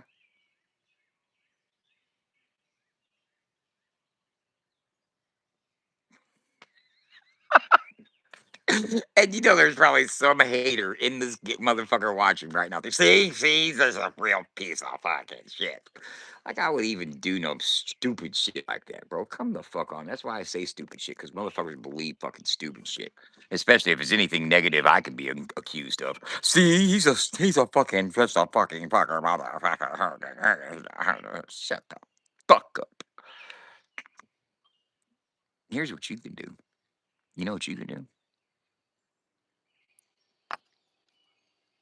What have you done for me lately? Boom, boom, boom, boom. Hey, if I inspire you, I want you to know that my girlfriend's got a Cash App. It's South City Gal, and you should go ahead and hit $5 on her Cash App for admitting that I'm an inspiration because I charge for that shit. It's called an influencer. I'm a paid influencer. Paid influencer. Keyword paid. You know what I'm saying? I'm a paid influencer. You know what I'm saying? So if you felt inspired by me in any way, God damn it, motherfucking shit. Fucking Nat Man Scruthers or something shit. Jesus fucking Christ. I'm getting attacked.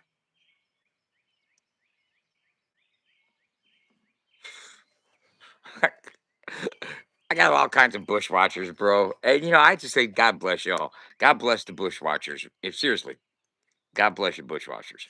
I know you watch me. You know what? You know I'm funny. Despite what you may, despite you trying to fucking fit in with people that don't like me, so therefore you like to say negative shit about me on occasion. I don't give a fuck about that. You know what I'm saying? I really don't.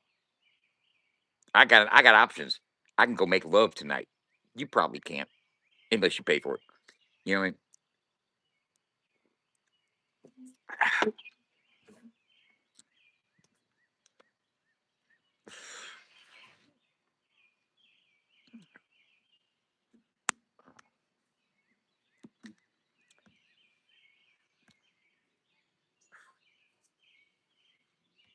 I don't know why I got these fucking. There's like flying around, man. And you know what? I think they have to do with the fucking vegetables and fruits because this is a blackberry tree vine right here, and I don't know, but it's like fucking garden gnats or something, bro. Like I'm being bombarded with fucking gnats around here, man. What the fuck?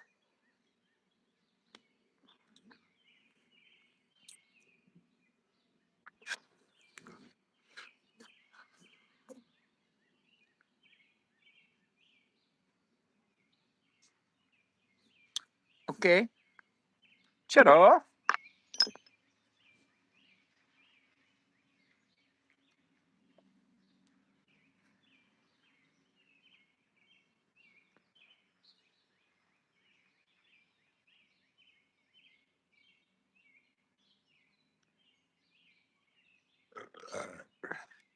Let me show you something. You see that little ball right there?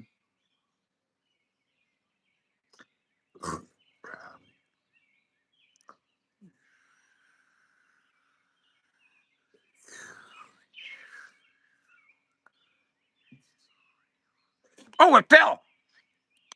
Oh, I fucking lost it. Oh my god. I think I know where it went.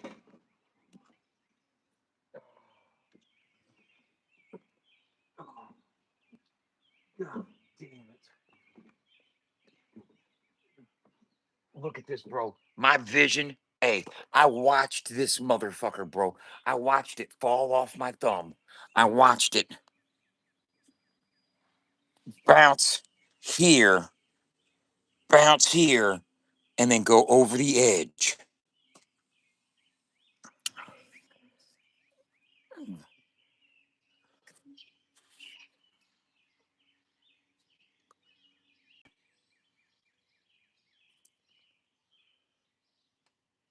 There it is.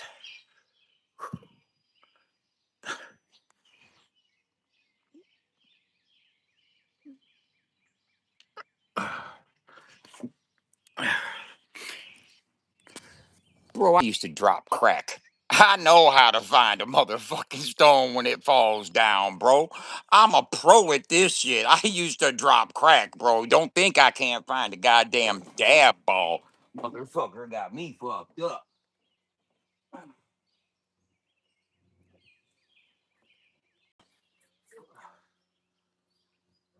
Boom.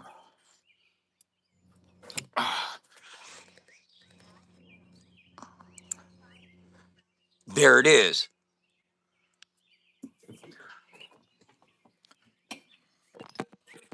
It's more expensive than fucking crack is. You think, shit, motherfucker, I've been fucking dropping drugs for fucking 40 fucking years. I know how to find that fucking shit. As soon as it fell out of my hand, I was like, as soon as it fell out of my hand, I dialed in on that motherfucker. I had GPS on that bitch. Boom, okay. I followed your trajectory and everything, bro. My mind did mathematics and everything, bro. I was doing R equals D complex by the fucking subfactors of the fucking projectiles going, yeah, man, I was deep into the chaotic theories of where the fuck did that just go? But I found that motherfucker there.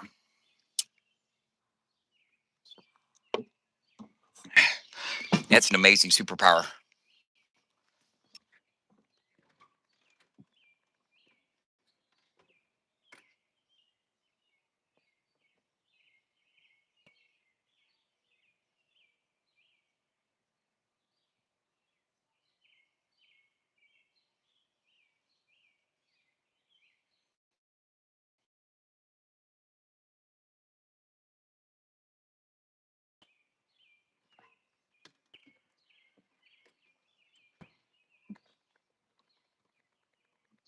Oh my goodness.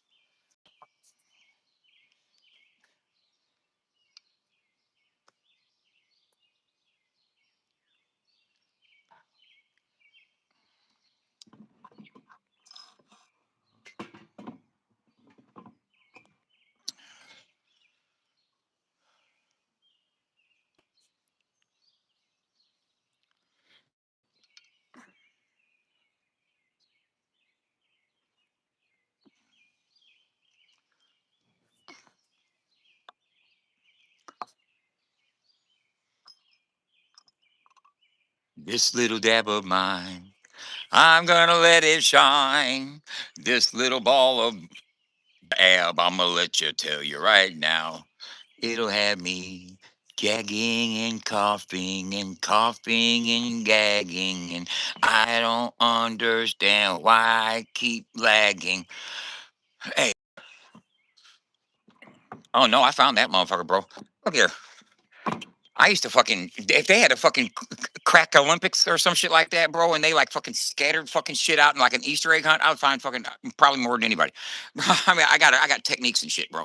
I use black lights, electromagnetics, and fucking static electricity, and every fucking other fucking trick on the deck, bro. I used to get fucking high tech scientific with the shit. Get a fucking mini vac, a fucking black trash bag over a dryer, and put the dryer on fucking tumble and shit. Let that motherfucker start vibrating. Pour the fucking shit out there and let that shit start separating. Hit it with a black light. Oh yeah, I used to be a fucking stupid ass fucking carpet shark. Not no more. I don't do that shit. No, no, no, no, no. Hell to the no. You know what I'm saying? If I can't find it right now, I ain't gonna be looking for it all goddamn night. I'm trying to get to bed. I gotta sleep. I sleep these days. I sleep a lot too, bro. I be going to bed early.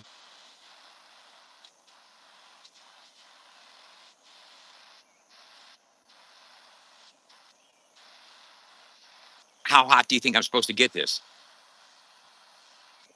I keep on moving it away. I'm kind of like warming it up. Tell me when you think this is hot enough.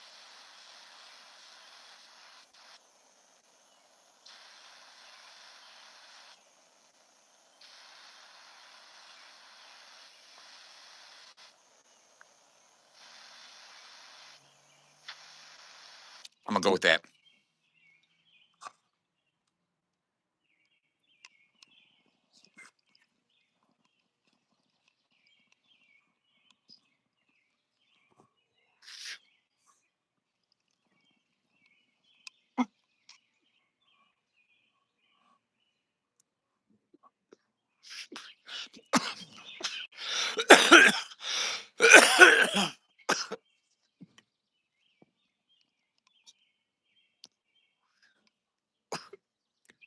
That was a good hit. That didn't burn.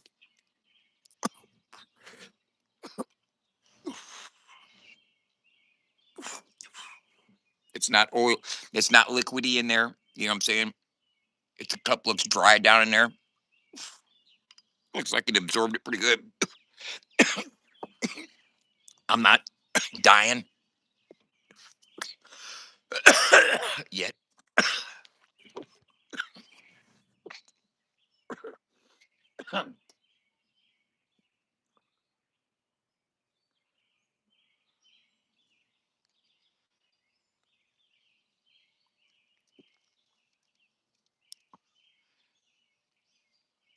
I think that was a. I didn't have a temperature gauge. I just went off of people say I do too much heat, so I cut the time in half basically.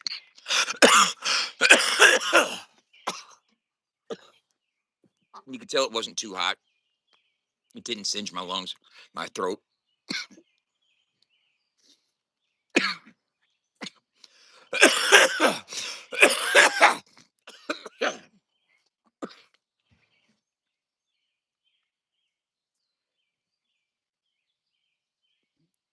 Am I alive still?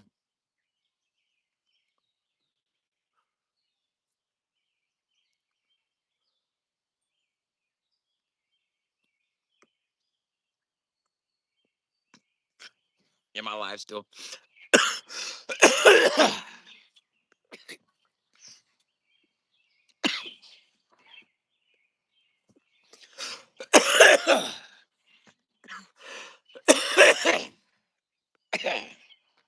Yeah.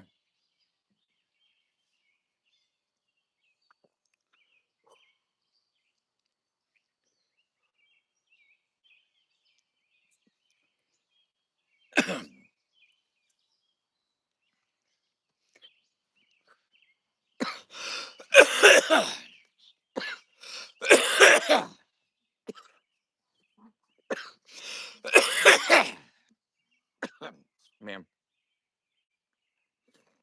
I'll tell you.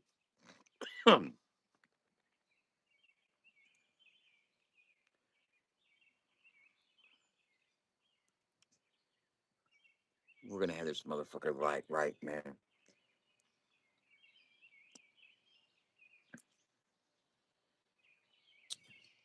It's the follow through, y'all. It's the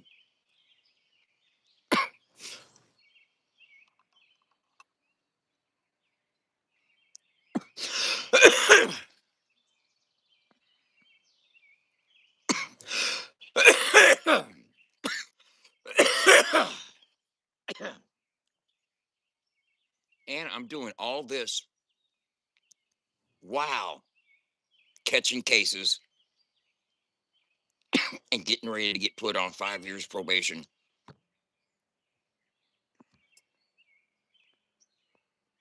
But I'm living such a good life.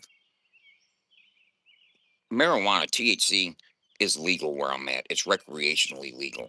I'm not doing anything illegal right now at all. I'm not breaking the law at all. I'm sitting on my porch consuming a legal product, not hurting nothing. My probation officer won't violate me for that either. And I am still legally employed, and I have two LLCs in the state of Illinois that I pay insurance on and taxes on. You know, I got bills I'm paying. And whether you like to believe it or not, when you're in society, now I know some of you out there, some of you Nancy Graces out there think I'm a low level drug dealer that needs taken off the streets and all that other type of shit. But when you're on probation and you're living legal, you're not violating by breaking the law and using substances you're not supposed to use, and you're showing up to your required meetings and fucking giving the piss that you're required to give, and it's clean, and you're paying your taxes. They got more fish to fry. and more people out there that are purposely doing wrong than an aspiring entrepreneur businessman that's putting money and value into the community, into society, and paying his taxes and his bills.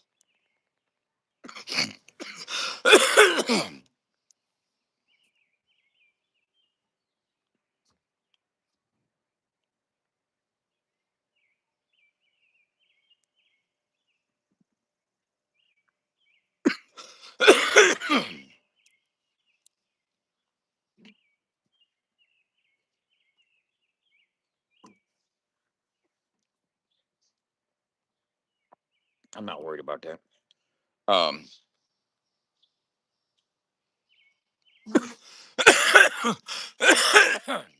my job, which is my business, will carry me on travels that I'll be allowed to do.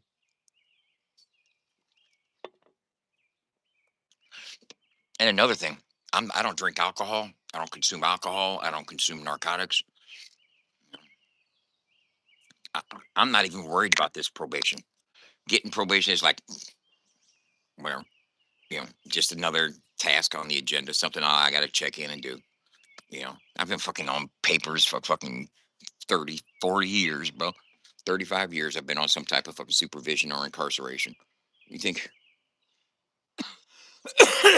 having to call in or go in once a month, fill out a piece of paper and fucking sit for 5 minutes and tell them, hey, everything's beautiful, man. Check out the radio station. Because here's one thing I know for certain. Two things for sure. My probation office is going to get harassed. My probation office is probably going to get harassed with tips, and videos, and evidence supporting why I should be violated and everything else. And me and my lawyer have already convened, and we are already of sound mind and thinking that we need to talk with the probation office before I accept a plea agreement to let them know, the type of fucking, you know, and they know what social media is about, and they know what trolls are about, and they know what haters are. And I'm gonna have to change up a lot of things when I get on my probation. Like I ain't gonna be able to have my camera on when I'm driving if I choose to inhale CBD. You know what I'm saying? I can't. You know. But you know what I've noticed by watching a lot of live streams?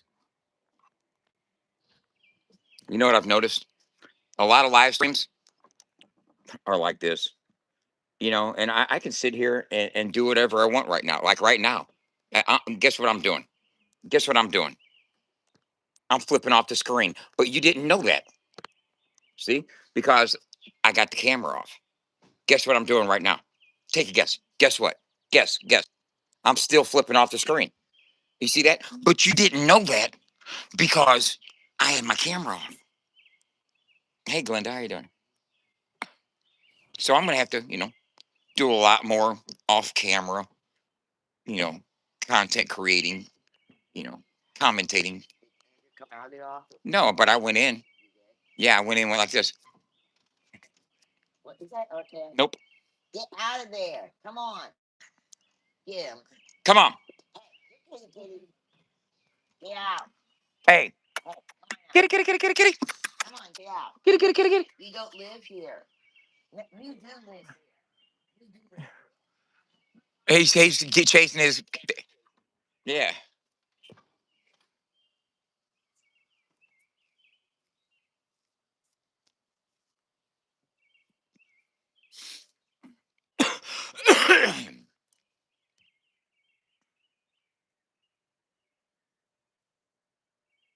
So we got so the ambulance, right?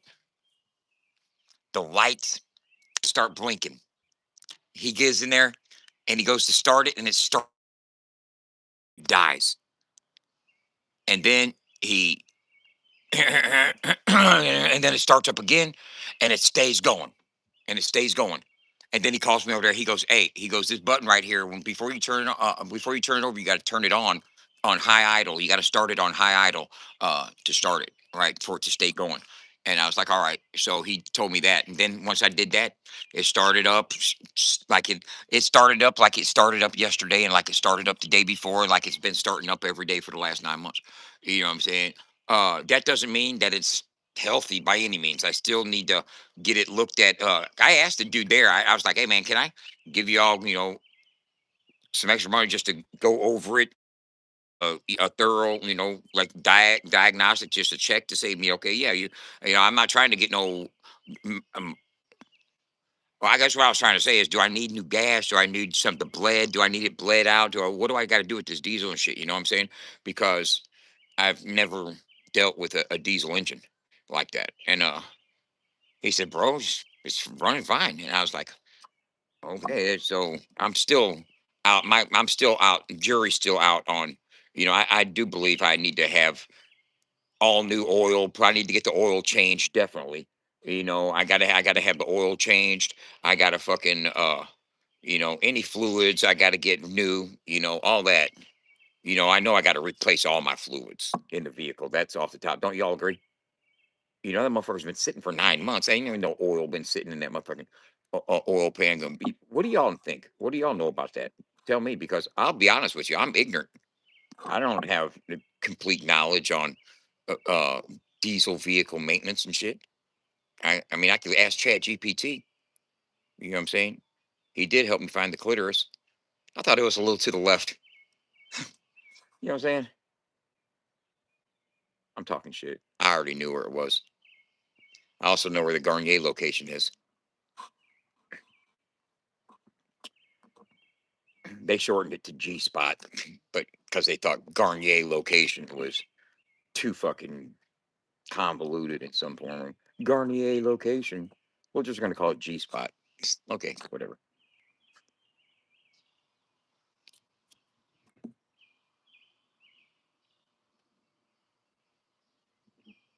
I got to get an oil change. Oil change is a must, most definitely. And uh,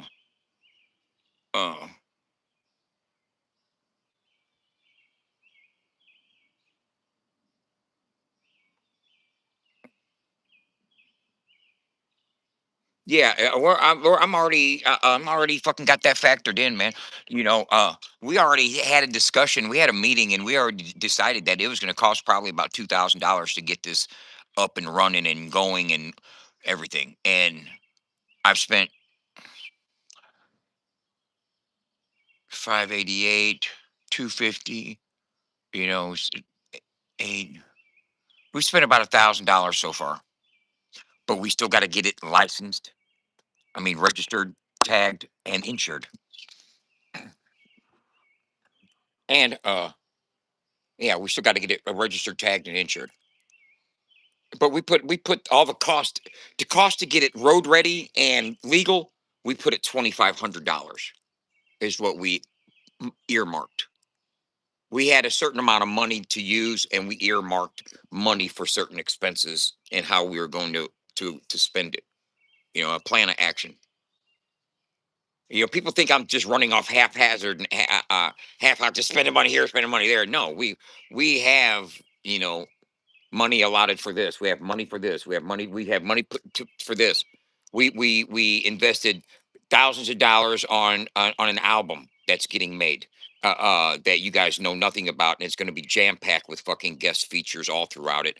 It's an indie epidemic compilation CD that John Connor's producing, and we are getting recovering addicts of all walks of life that have a story to tell in bars to spit it in on the compilation CD. There's some heavy hitters that are going to be on there as well.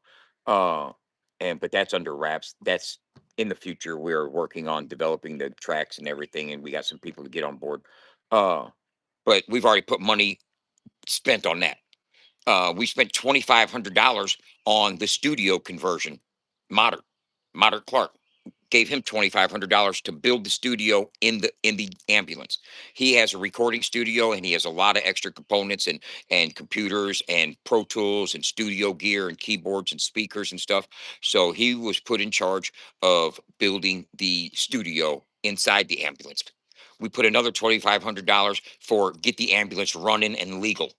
You know what I'm saying? We put this amount for the tent. We put this amount for the wrap that we had available. We had 10,000 available to get it wrapped and the tent.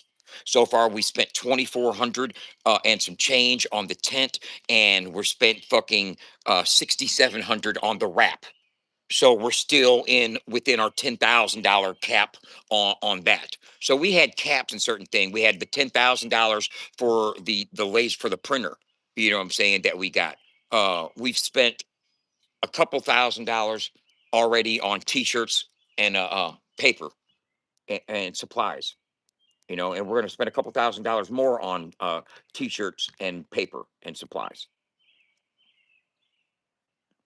Takes money to make money. It's going to cost to build and bring the plan and bring it together. I got a lot of pressure on me. I love it.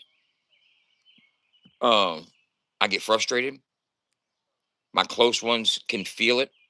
Allison feels when can feel when I'm stressed or are feeling stressed, and it has nothing to do. Let me tell you something like this: the trolling and the haters and all that stuff. That's a pleasant distraction sometimes from what's really on my mind and what's really stresses me. And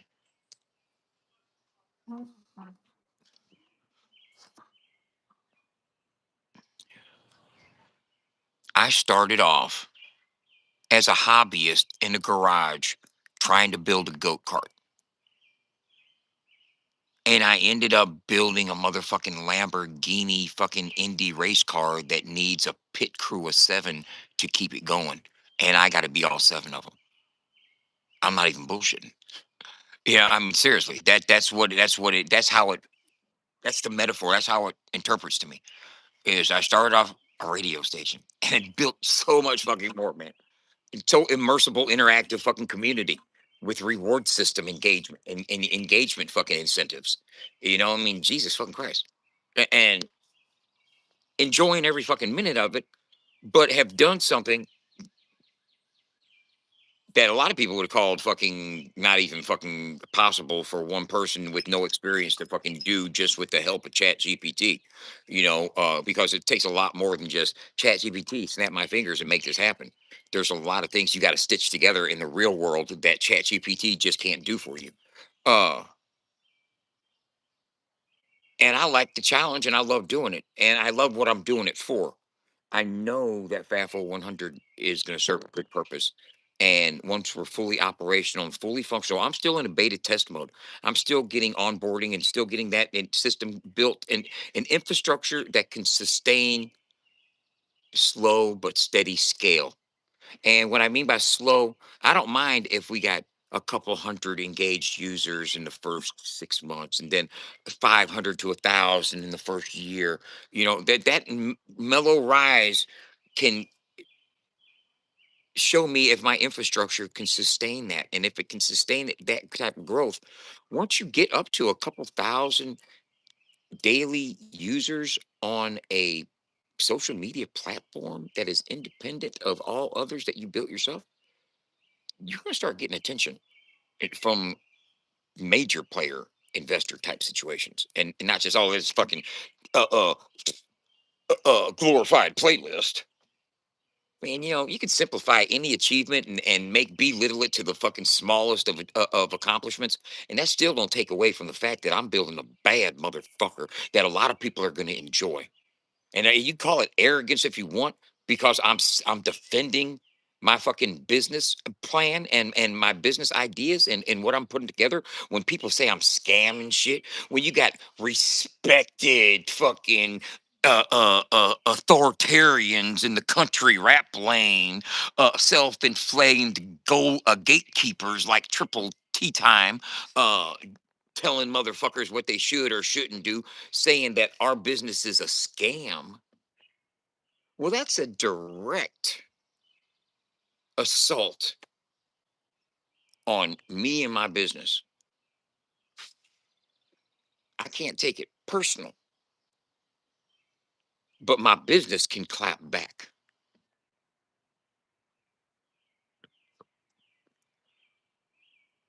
Year one, idea, structure, test, retest, iterate, develop. bring about ideas, test them, leave them on the editing floor. Try this. Yeah, it was cool, but I want to do something else, move in this direction. Never in competition with any YouTube channel. That's why after interviewed Stormy Lee, and you guys did, we interviewed the Sticks, you guys did, we interviewed Elmer Brown, y'all did. You notice the pattern there. Uh, uh, After I was like, you know what? I'm gonna stop interviewing motherfuckers. I'm not a fucking show host. I'm not trying to host a show. I'm trying to be the wall that shows get hosted on. You know what I'm saying? I want to be Google. I want to be fucking Meta. I want to be Mark. I want to be Elon. I don't want to be somebody that's using their platforms to host my show. I ain't Jay motherfucking Leno. I'm J Dub. That was good, wasn't it? Yeah, motherfuckers. I'm not trying to be no fucking. I told motherfuckers like I go live just because I'm bored and I just go live, not because I'm trying to host a show or no shit like that. How come you're not doing interviews no more? Because I realize that that's not what I particularly want to do as a founder of FAFO 100. I'm a CEO. Foundership, bro. You know what that means? Huh? That means I hire show hosts to create shows. I'm an executive producer. I don't need to fucking sit in front of that camera and fucking ask questions and expect answers and all that other type of shit. I can do my comedy, do my shtick, talk my shit, smoke my rosin, and fuck around and find out. And then when I turn the camera off, I can get to work and start making shit pop on the fucking website to where you guys can go on there and enjoy yourself and not realize how all this shit functions and it got put together. But just know that it is and it exists. But it took a lot of fucking hard work to make it fucking happen. And daily iteration and fucking shit up and spending money and going back to the drawing board and reiterating and figuring shit out and fucking running, bashing code, fucking publishing fucking websites and doing all that daily. And as I do it daily, yesterday, motherfuckers, I had 150 people stay on my website for an average of 42 minutes. 150 people may not sound like a lot to you, and it's not. But those were 150 people that wanted to be there. And they wanted to be there so much, they stayed there for an average of 40 fucking minutes. That's very, very impressive. More so than you could ever possibly fucking think. Because if 150 people can stick on the website for 40 minutes, then that means that fucking 1,500 people can stick on there for 20 minutes. And that's still 4 times the national average for web engagement. You know what I'm saying? That is a very, it shows market, it proves market fit. There is action. Those 150 people completed over 1,000 events. That's that's engagement. It shows they didn't just go there and look at it and bounce. They went there and did stuff. They checked their messages. They created content. They liked a post. They did stuff. They were active in the ecosystem. That's what I'm trying to build. Because when it comes time to activate that ecosystem and move them as a unit, as an army over onto social media platforms to start knocking algorithms in the head for these artists are going to see the results and it's going to help their platforms. And that's what we're here for. We're not here competing with Tim or Chop or anybody else, man. We we could have promoted what they got going on if they had anything substantial going on that we felt like we wanted to promote. But I don't want to promote the drama shop. The I don't want to promote that. I don't want to engage in all that. I don't got 5 or 6 dudes on my panel talking about a bunch of other dudes. I don't. I don't want to do that shit. I'd rather discuss ideas on how I'm working out to where we're gonna have multiple artists on our in our stores having with their own pages and stuff. We're gonna even be hosting fucking country rap poops fucking exclusive drop T-shirts that you can order. Yeah, yeah, yeah. You want your fucking Johnny Cash for the fucking T-shirts?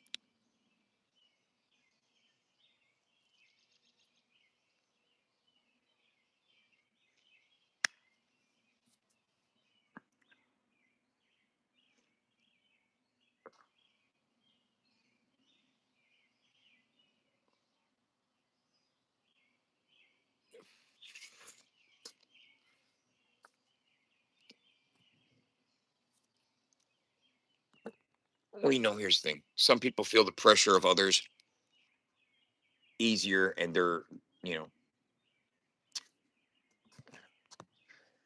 know, it is what it is.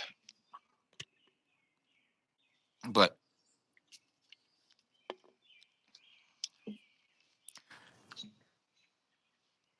there's several things that I want to bring about dealing with FAFO 100 media, right? We got that word there floats around a lot these days. It's a media company.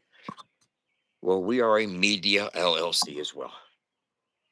But not only are we called a media LLC, we actually are a licensed media company, meaning we have a Digital One broadcasting license. And I don't think there's any other media company in the country rap lane that actually has that other than us. And that's important because it gives you clout with the industry that we are trying to enter with our paperwork and our proof that country rap is a genre. Ain't no show can prove that. Ain't no show gonna get the door open in order to be heard. There's no YouTube channel. Triple Tim, Chop, both of them together in matching uniforms could not go down to Apple Music and get a meeting with anybody to talk about anything.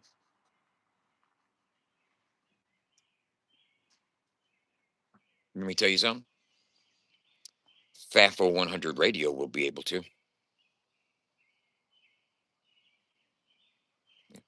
FAFO 100 Media LLC will be able to negotiate a sit down with the powers that be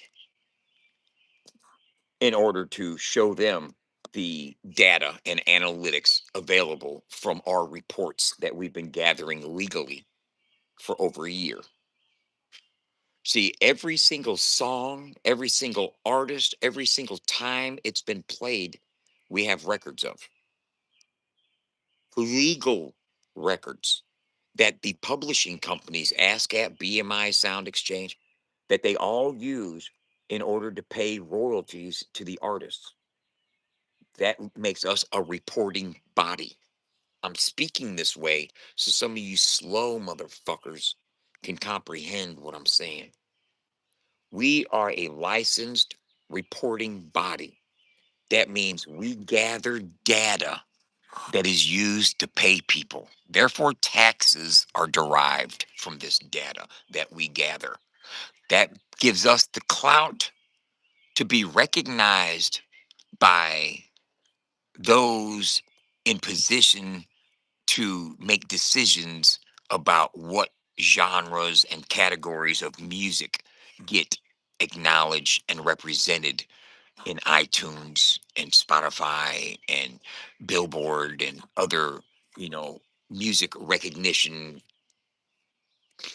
entities, Grammys, American Music Awards, CMTs, all those award function shows. They all have different classes, different genres that they award in. You know, we want country rap to be recognized as a genre, just like Christian rap is, just like reggaeton is, just like Latin hip hop is. We want country rap to be recognized as a standalone genre, which incorporates hip hop and country elements to make a new genre. We have documentation of over 200 artists with over 50 million followers and over 3 billion streams collectively to show and substantiate our claim that country rap deserves to be a recognized genre like the others that I previously mentioned. And we have the records to show it and uphold it and substantiate it. You guys don't. You're too busy talking about other people to gather any valid data that can substantiate any claim. Other than that person's tweaking, that person's gay, that person's this, that person's that. Oh my God, man.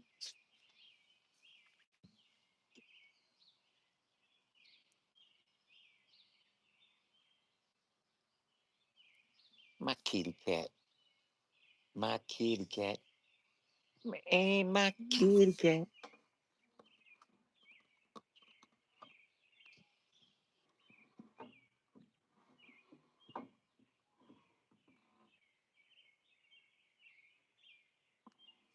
buddy?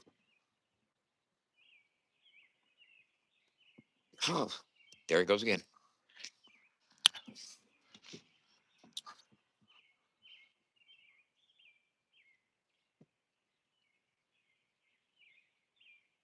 Oh, I'm at a point. I'm getting. Here's the thing, drunk unc. As you spoke, I am getting to the point to where I'm going to wrap it in a native shell and get it uh, on the Android Google Play Store and get it in the Google Play Store. But there's a couple things I gotta test and run and get going. Um, I want to get the store more organized. Get I don't even know if I can go to it right here. My fucking uh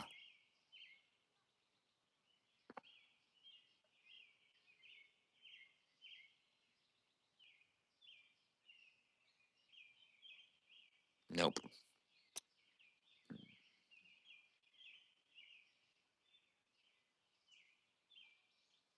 Okay. Yeah. Now, see this right here? You're gonna be able to hit the store directory, right? You got FAFO 100 store, Muddy Water Gang, The Sticks, Supreme Lyric, Stormy Lee, JB Real. You know what I'm saying? And then you can paste artist name, artist name. Let's say I go to Stormy Lee and I hit her. You know what I'm saying? And that takes you up to that you can get on a t-shirt. You know what I'm saying? There's gonna be more designs that you can get on a t-shirt. You know what I'm saying? There's gonna be more designs. And when I'm building it to where each artist is gonna have a space of 10 different designs. And that's if and that, but if they have a link to their own merch store, I'll link their own merch store in here. But I'm gonna make it to where now let's say we go here to the FAFO 100 store. Boom. Now you go down here, you see the FAFO designs.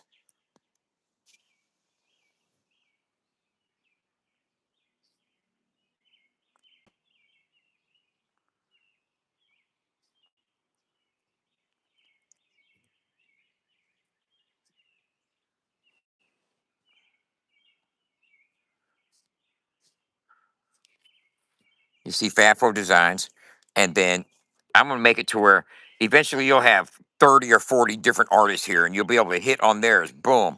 And you go there, and it'll be the Muddy Water Gang store, and you'll have their designs and stuff right here. Now, this is just like this is just like Shopify, Printify, fulfillment. You know what I'm saying? These guys, these are we make the shirt, we design the shirt, we print the shirt, we package the shirt, we ship the shirt. After all the cost of all that is taken out, we split profit with the artist. You know what I'm saying? And I want to flesh out the store more, get more artists involved with getting merchandise put in that store. And also, if they already have their own merch store and they just want a link for people to go to their merch store, I'll put a link in there and they can go to their merch store. It can open up in an iframe. You know what I'm saying? And what I mean by open up in an iframe, it means it won't take them away from my website. I don't want people to leave my website. If I will, so I compromise. And by putting their store in an iframe means that it will open up a box inside the window on my website of their store that they can browse while my website stays open. You know what I mean? That's by containing it in the iframe. I didn't know all that before I started building this shit and learning about it. But I want this to be where if you want to find something about country rap, you'll be able to go there, find artists with merchandise for sale, find songs for sale, find videos to watch, find fucking artists to discover, play games, fucking earn points, fan engagement, fan activation hub. It's you can attach tip jars, you can create content just like social media. You can messages. We have a messenger system activated, just like Facebook Messenger. It's FAFO Messenger. You know what I'm saying? You can fucking upload videos. You can upload songs on your profile, bro. I'm getting all the bells and whistles together, and then I'm gonna go app. I'm gonna go wrap it in a shell for the Android app and get it in the Google store. But I got other things I'm doing out here in the real world. I'm getting this ambulance taken care of. I'm getting this tent done.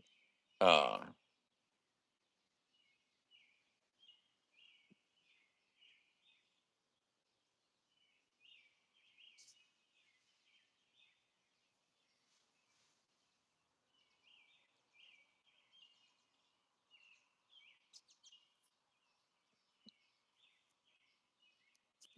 you know,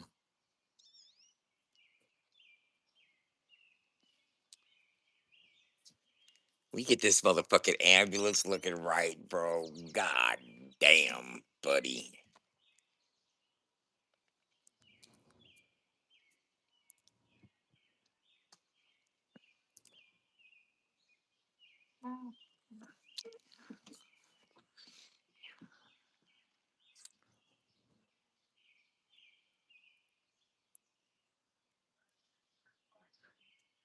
Crackheads don't do this, y'all. Crackheads do not build what I'm building. Period. You can Crackheads don't build this. Crackheads don't customize ambulances and fucking spend the money getting shit built and wrapped and fucking all that. You say I'm a scammer? Ain't nobody scamming shit. You always got to want to paint a picture, a narrative, a scenario, try to convince people that I'm somebody that I'm something that isn't true or whatever the fuck.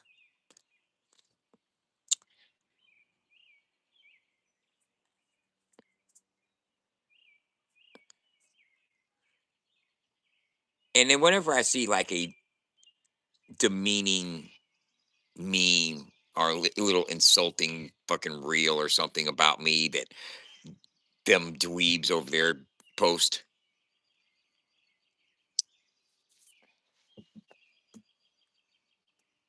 I think to myself,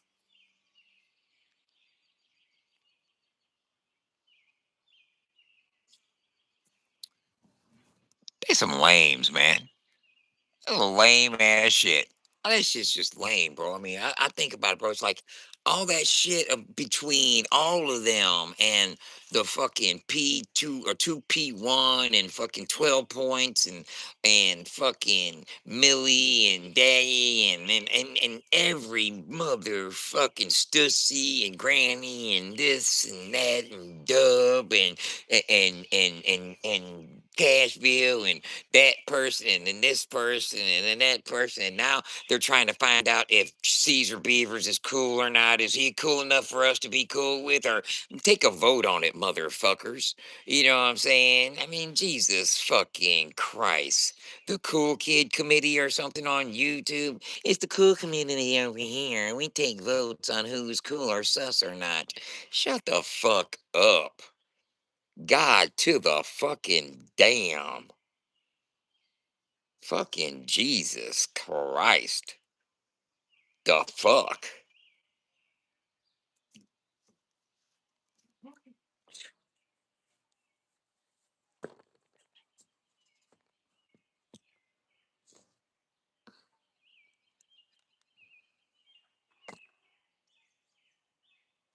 The fuck?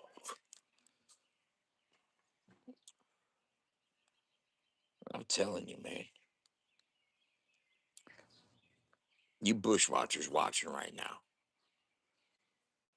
The ones that really don't like me. Guess what? Oh well. I probably don't like you either. Right? No.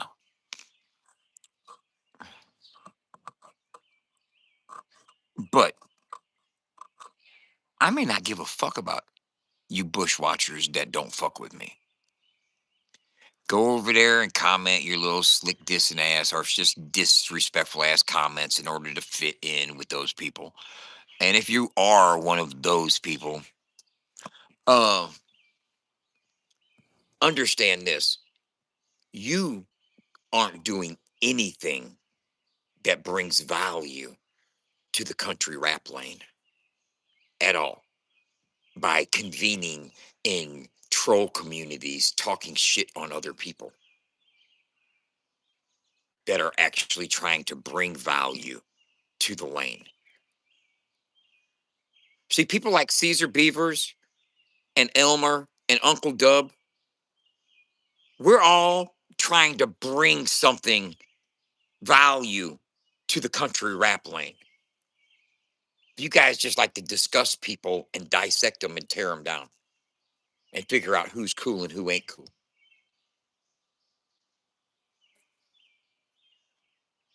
You don't see that?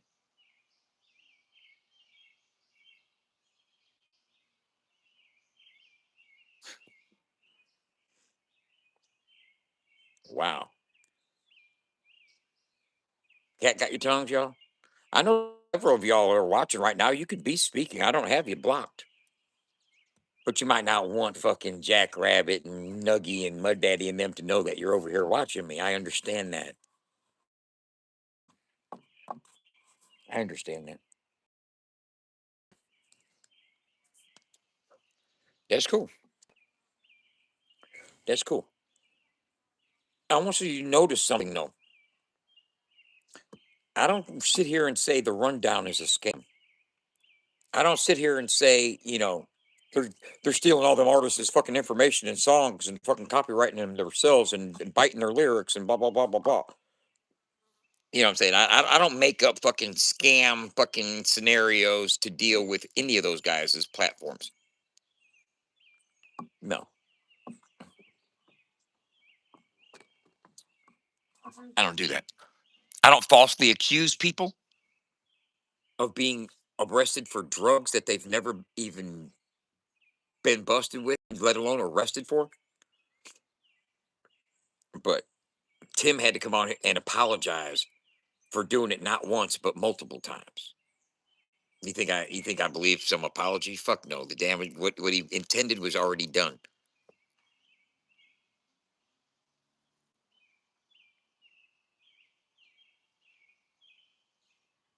You got a troll community with like 30, 40, 50 trolls, and each one of them got 5 or 6 different fucking accounts minimum. They'll come in and drive by with the drive by meth head, crackhead shit all the time.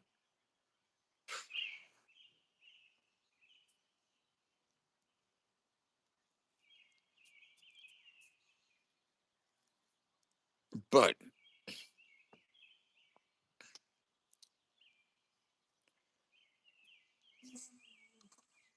and campaigns like that, smear campaigns like that can be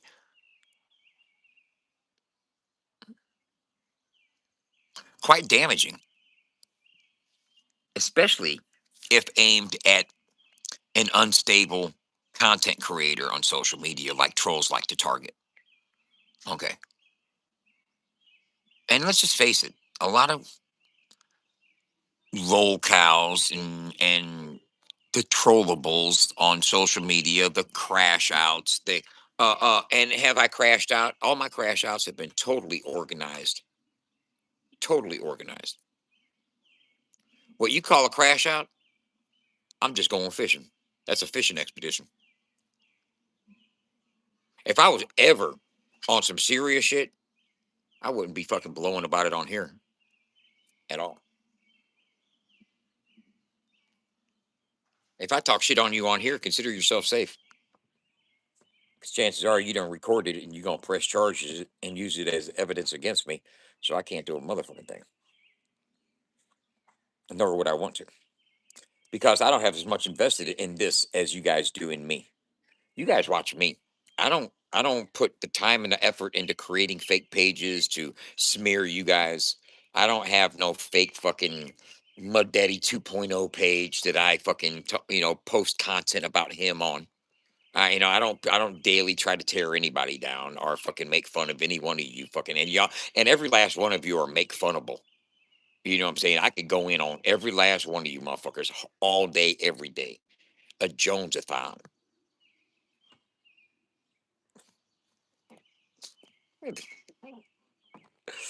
Motherfucker. Like fucking Al Bundy. I threw 3 touchdowns in the high school fucking bowl game looking ass boy.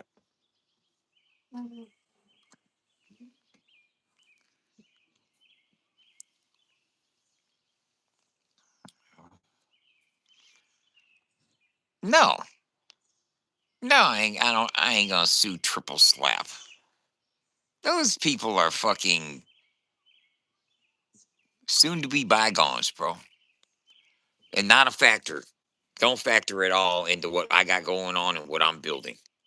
Not even in the least. You know, not even in the least.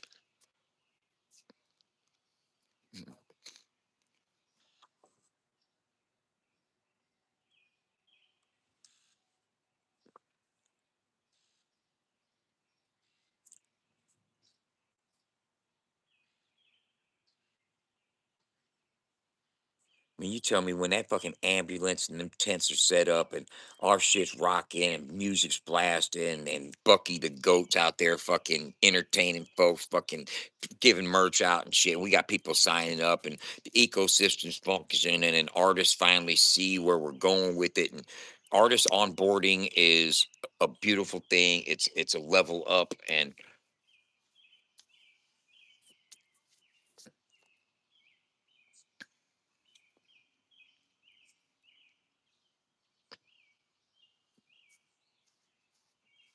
yes, we got to figure it out, Remo. What's up, buddy?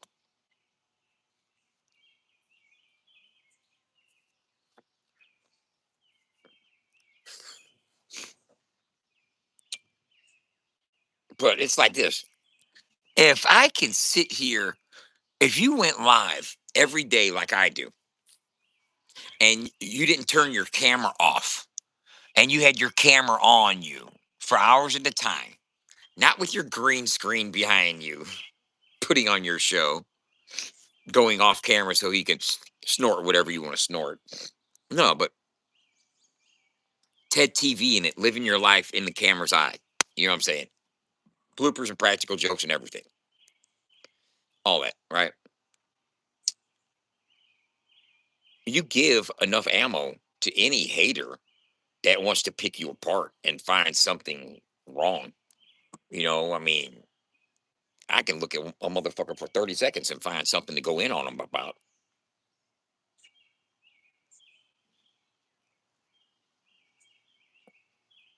You got to have thick skin, be able to take that shit. You don't fuck about that shit. You don't take it personal. You don't take shit personal.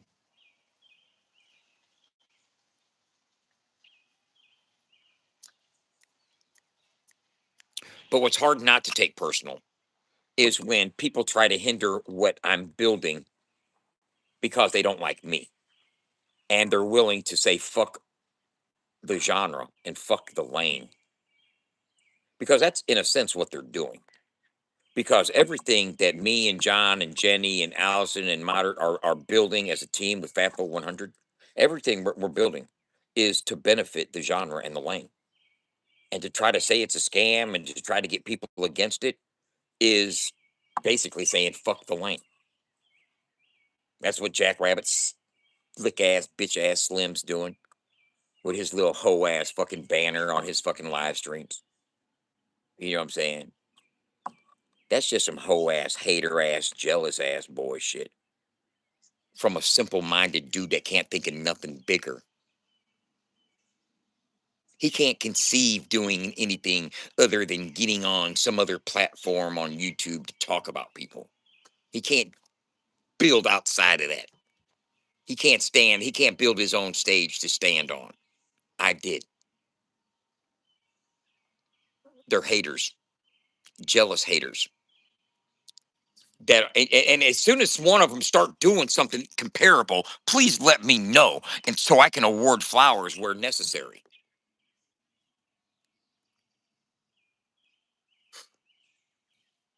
Good morning, Deanne.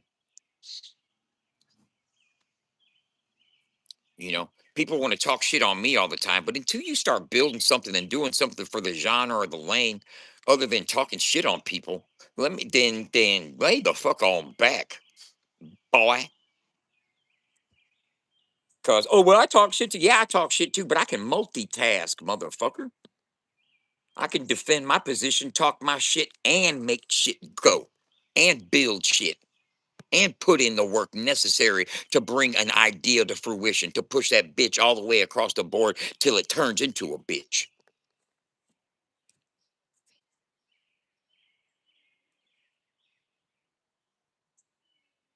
Anybody listen to the radio, dub? That's fucked up idea. And then it turned into, oh, it's a good idea. You're just the wrong person. You're the wrong face for it. Face for it.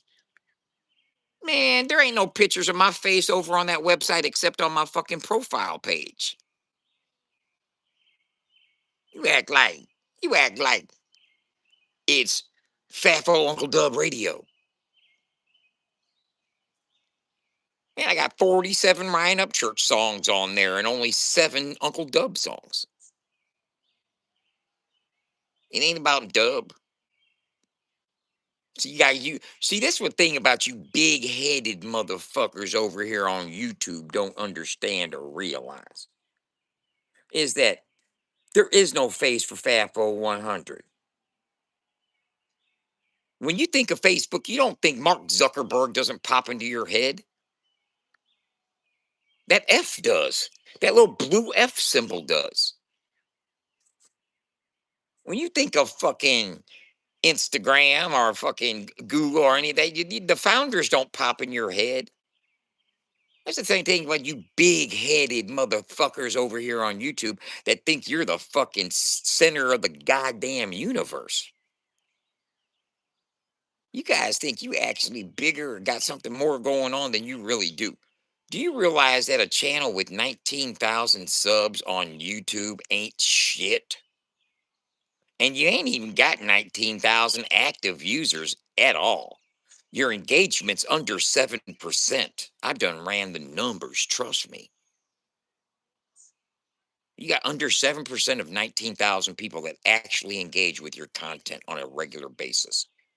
I don't ran your analytics, buddy. Yeah, because I was curious.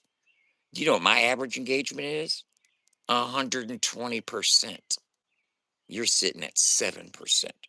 That means you have a legacy channel. You got 19,000 subs, but they ain't looking at a motherfucking thing. Your motion was proven when you stopped putting up them little 3-minute hug a motherfucking rapper's nuts videos. The let's talk about it videos. Let's talk about this rapper. Let's talk about, you realize them little 100 and 200 and 300 view videos expose the reach of your channel and really let motherfuckers see that you ain't got no real motion popping off for real, for real. You did a motherfucking let's talk about SMG Jimmy got 180 something views. You really giving exposure, man, letting the motherfucking world see these guys. Say that shit for somebody else. I'm gonna hit more people up to country rap at the first tailgate party I pull up to at a fucking SEC game than you guys do on YouTube all year long. That's facts. I'm going to turn more people on to country rap music in the parking lot of a goddamn college football game than you guys will on YouTube all year long.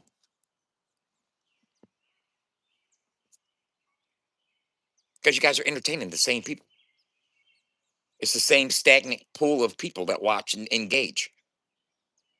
Any new fucking viewers are turned off by the fucking overflow of drama that's thrown down their throats every goddamn day. Tim wanting to kick shit off between Justin and Bravo. Bad look. Real bad look. Party foul like a motherfucker. Don't bring him in that shit. Stupid. It's just duh. And then Nuggy wants to carry on the motherfucking pitcher. Y'all better leave Bravo alone. You know what I'm saying? Just cause Justin's with his ex don't mean you guys go in on Bravo, man. Serious, man. Mind your own business. Stay out of grown folks' issues, y'all. For real. Bravo ain't y'all's enemy. You guys are fucking funny. Funny as a motherfucker, man. And Justin knows well enough. That's why. Hey, that's why Justin got off the goddamn motherfucking live feed. He seen that picture of Bravo. Oh, I'm gone. You ain't getting me and drinking me in this. You trying to set Justin up for failure, y'all. I mean, seriously. And don't even realize it. I guess they don't realize it. Or I guess they're so comfortable in their ignorant fucking beliefs that they're that powerful that they could just talk shit on anybody. And it's all good. My God, man. You guys been going in on Edward too damn long. You think everybody's fallible. You think everybody's fucking open a target that you can put on lock. Bravo ain't the target you want to lock in on, y'all. I'm telling you that right now. And it was all about Bravo a while back, bro. Yeah, when Bravo put out that fucking Adams bomb, it was Bravo. We love Bravo. Now, man, no, you wishy-washy, fucking fence jumping, side picking ass motherfuckers, man. Look stupid as a motherfucker trying to fucking. Somebody else now? That kid's gonna get his ass beat fucking with my mom like that. He's touching your foot. He's on your feet. I'm out of here. I'm out of here. I gotta somehow sneak around you. Go ahead. You got it there? Yeah. Lucky I'm skinny.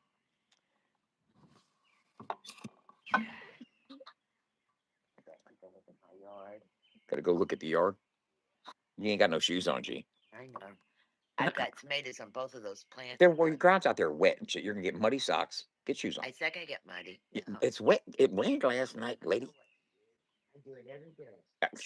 Go outside in muddy ass wet socks looking at you.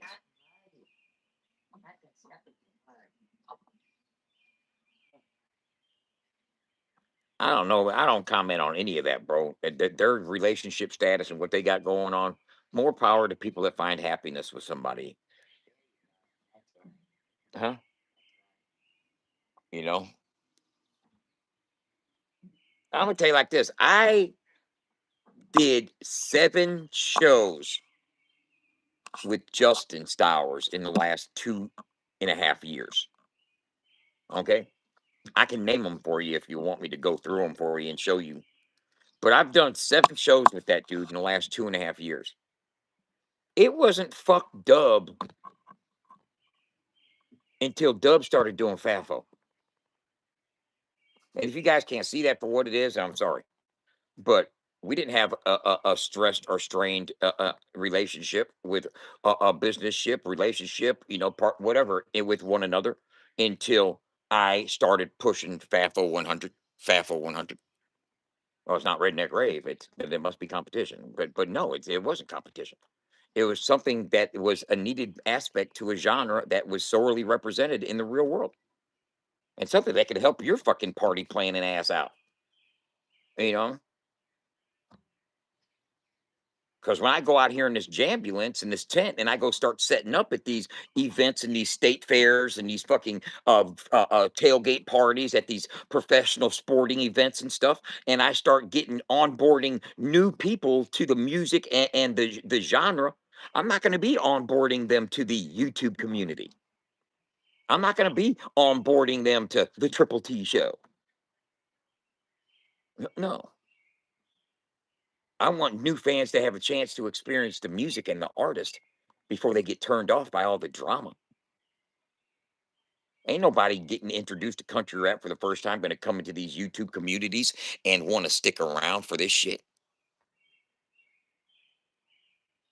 Not all the drama going on that they don't understand. They ain't got a chance to pick sides.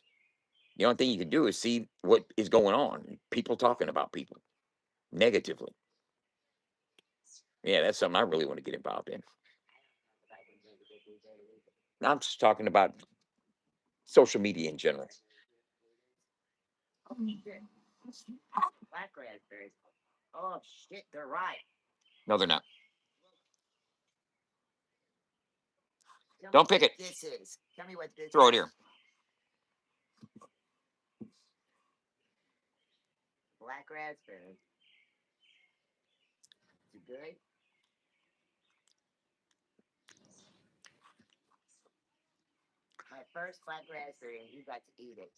It was all right. Yeah. Yeah, let them go. They're going to be growing. Don't let them rot on the vine, but just let them take their time.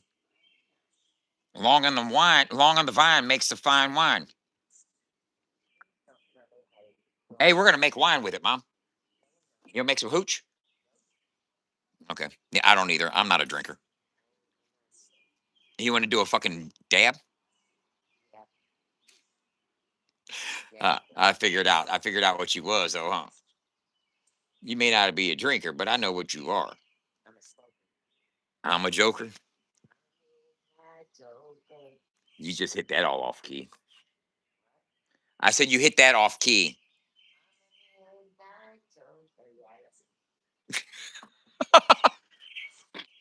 Try it again. Damn, that Swiss chard's beautiful. Go in, girl.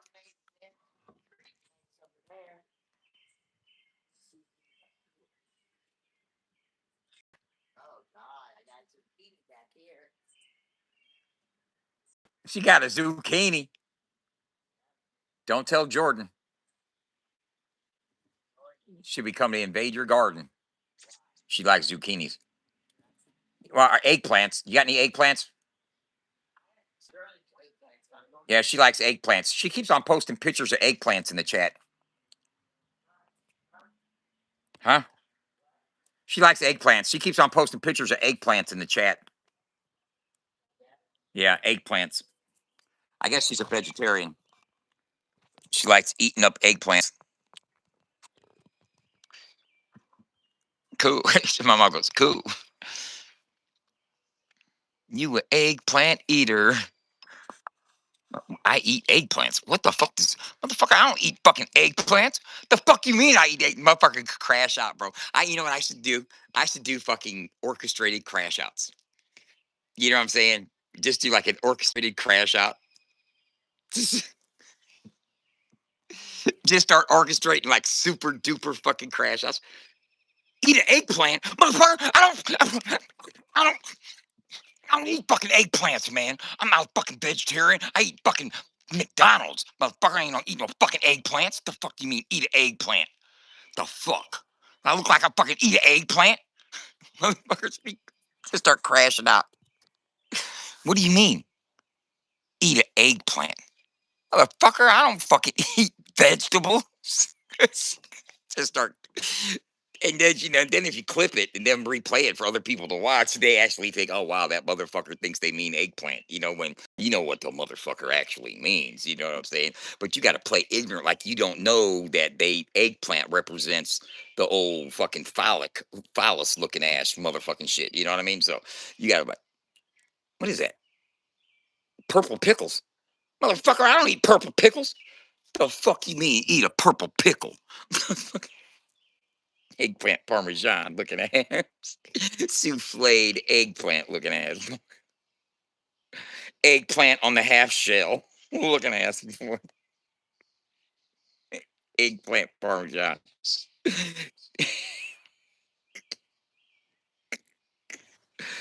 Eggplant croissants looking ass. Okay, I'll stop. It's time to, man, this motherfucking sun's hitting me, bro. It's kind of like hot out here, and I'm wearing this fucking big ass shirt. I'm gonna have to go in and rethink my wardrobe situation. Or I could scoot down into the shade. But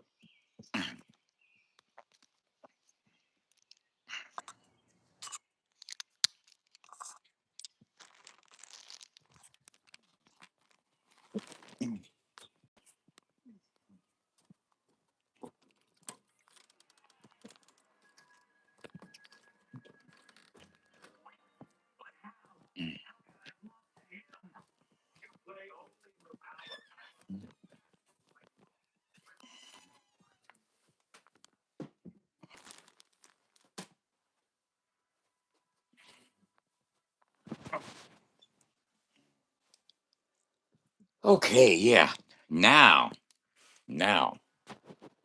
here comes my cat.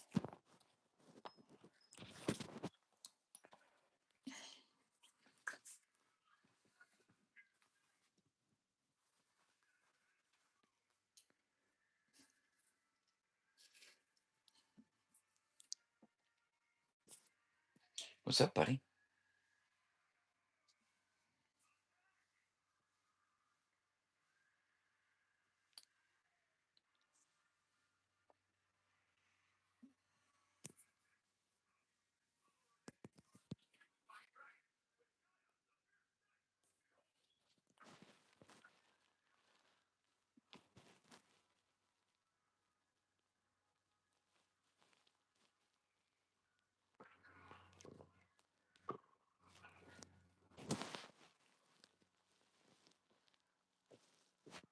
What's up, buddy?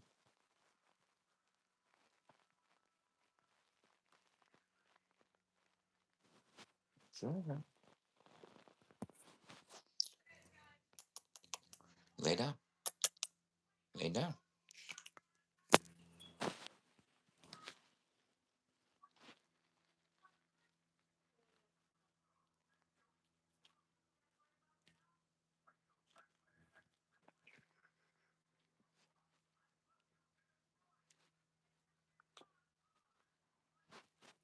He is. Hey, let me tell you something about old Sammy here. You hear me? Sammy weighs like 10 pounds now.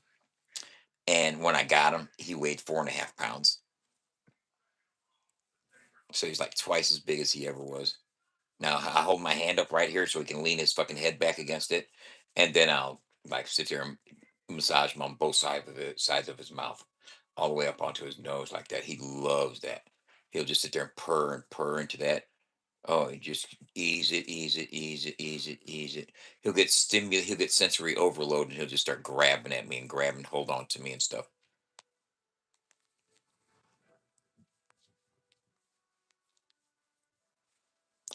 Listen to him.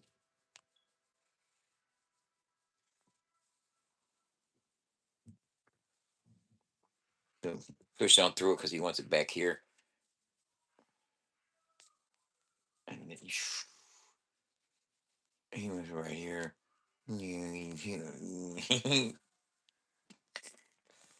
Oh, high maintenance ass dude. You like that, don't you, buddy? Oh, hell yeah. It's because he's got long hair, man. He's in long hair case.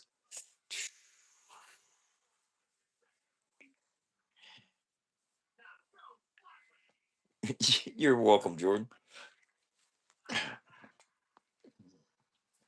What's up, buddy?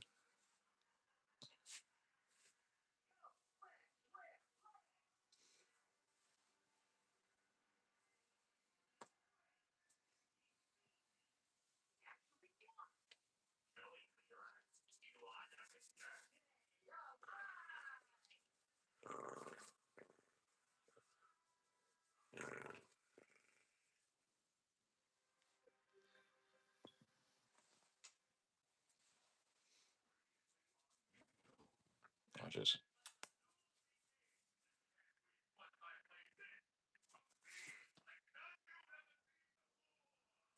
he's going to touch my chin. Watch.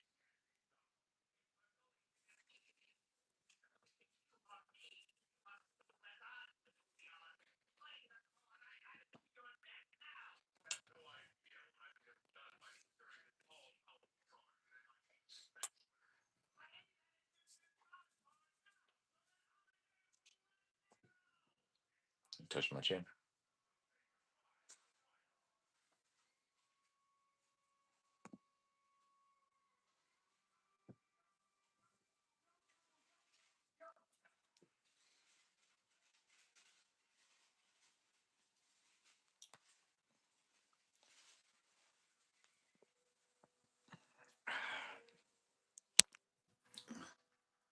Look how sleek he is.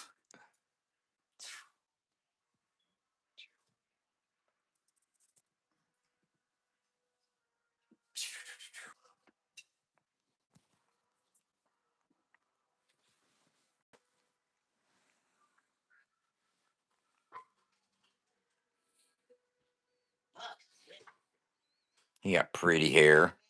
What?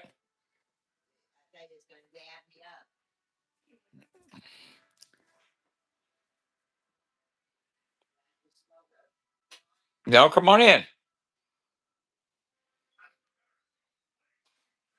Not saying that you shouldn't smoke a joint. You should definitely do that too. But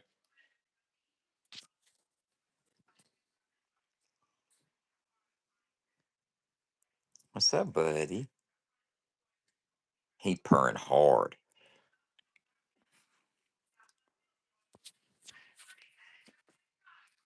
Tell me he don't look regal.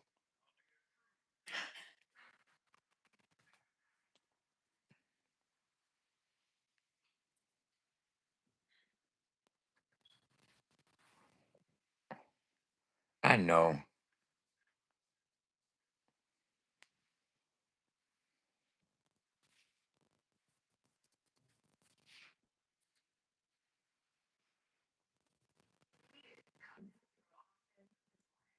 Get your tongue out, bud. Get your tongue out.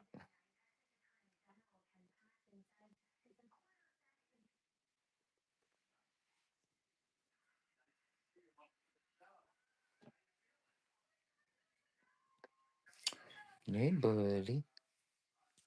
Look at you.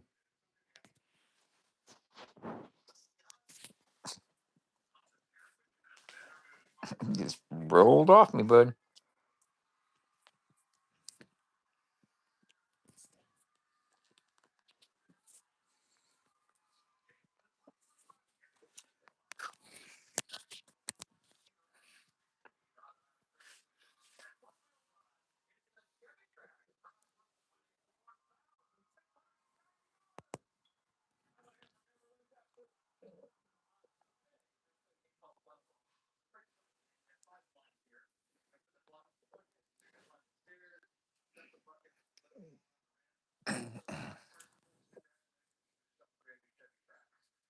He's got his guard up, both feet, both arms, all four limbs, blocking me from getting in.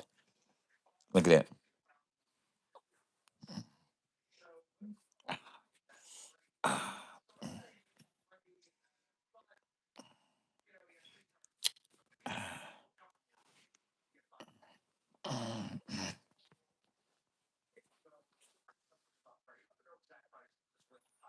He'll just lay there now. Like he wasn't just attacking me 2 seconds ago. You know what I'm saying? Now he's just like, okay, I'm cool. I'm laid back.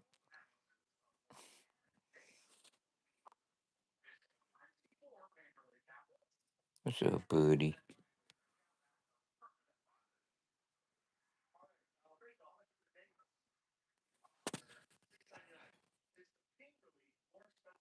He's like, don't quit, motherfucker. I'm laying here enjoying this shit. You notice whenever you stop, they like look back. Where's your hand at? Okay, hey, where you at?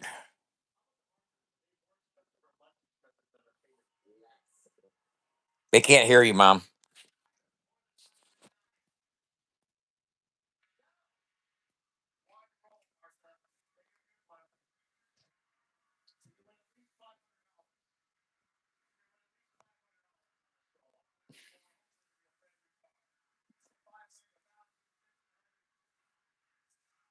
My mom thinks he's evil.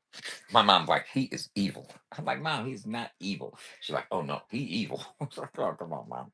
She goes, look at his yellow ass eyes.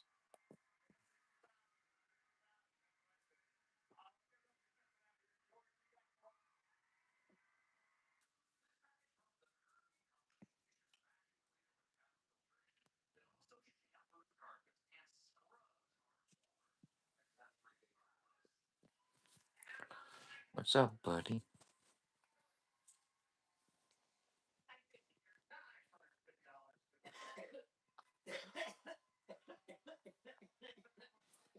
You're coughing in there, G. Come here.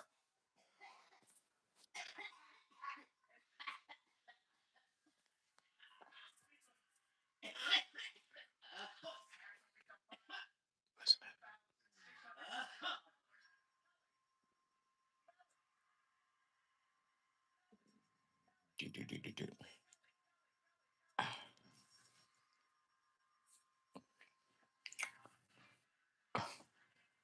Look at his lip. Look at his tongue. Tongue hanging out of his mouth.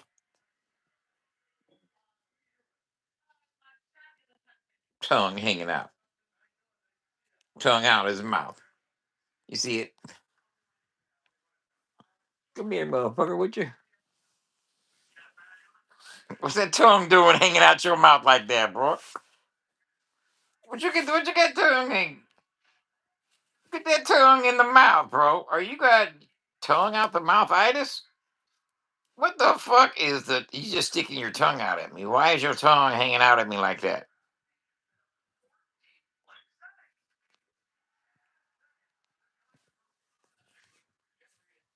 Huh?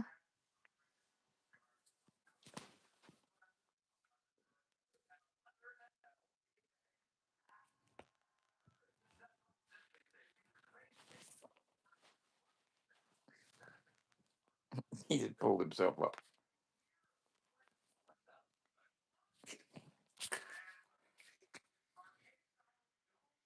Just go over there and sit on my legal work, bud. Cop a squat on Ryan.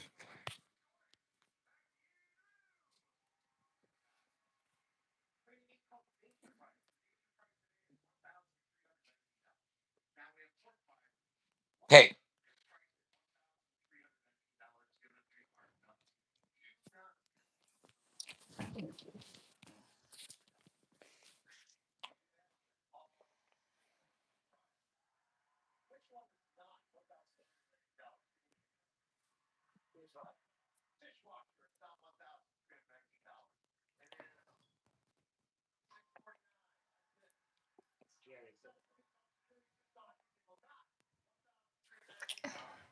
so, um,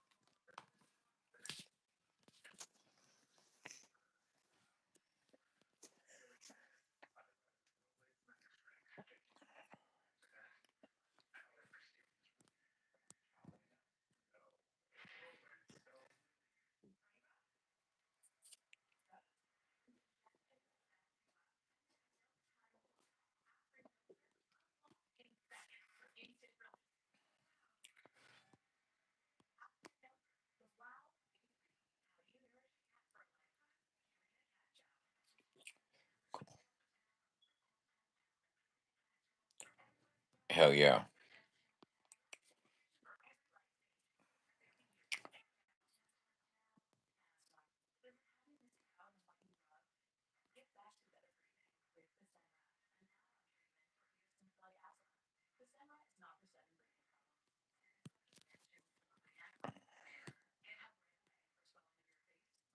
I gotta do some building. I gotta do some building. Hey, I'm gonna jump off here. Yeah, I gotta do some networking, man. I gotta get some business taken care of. It's hump day. It's Wednesday. It's time to get some shit taken care of. Have a good day. Peace.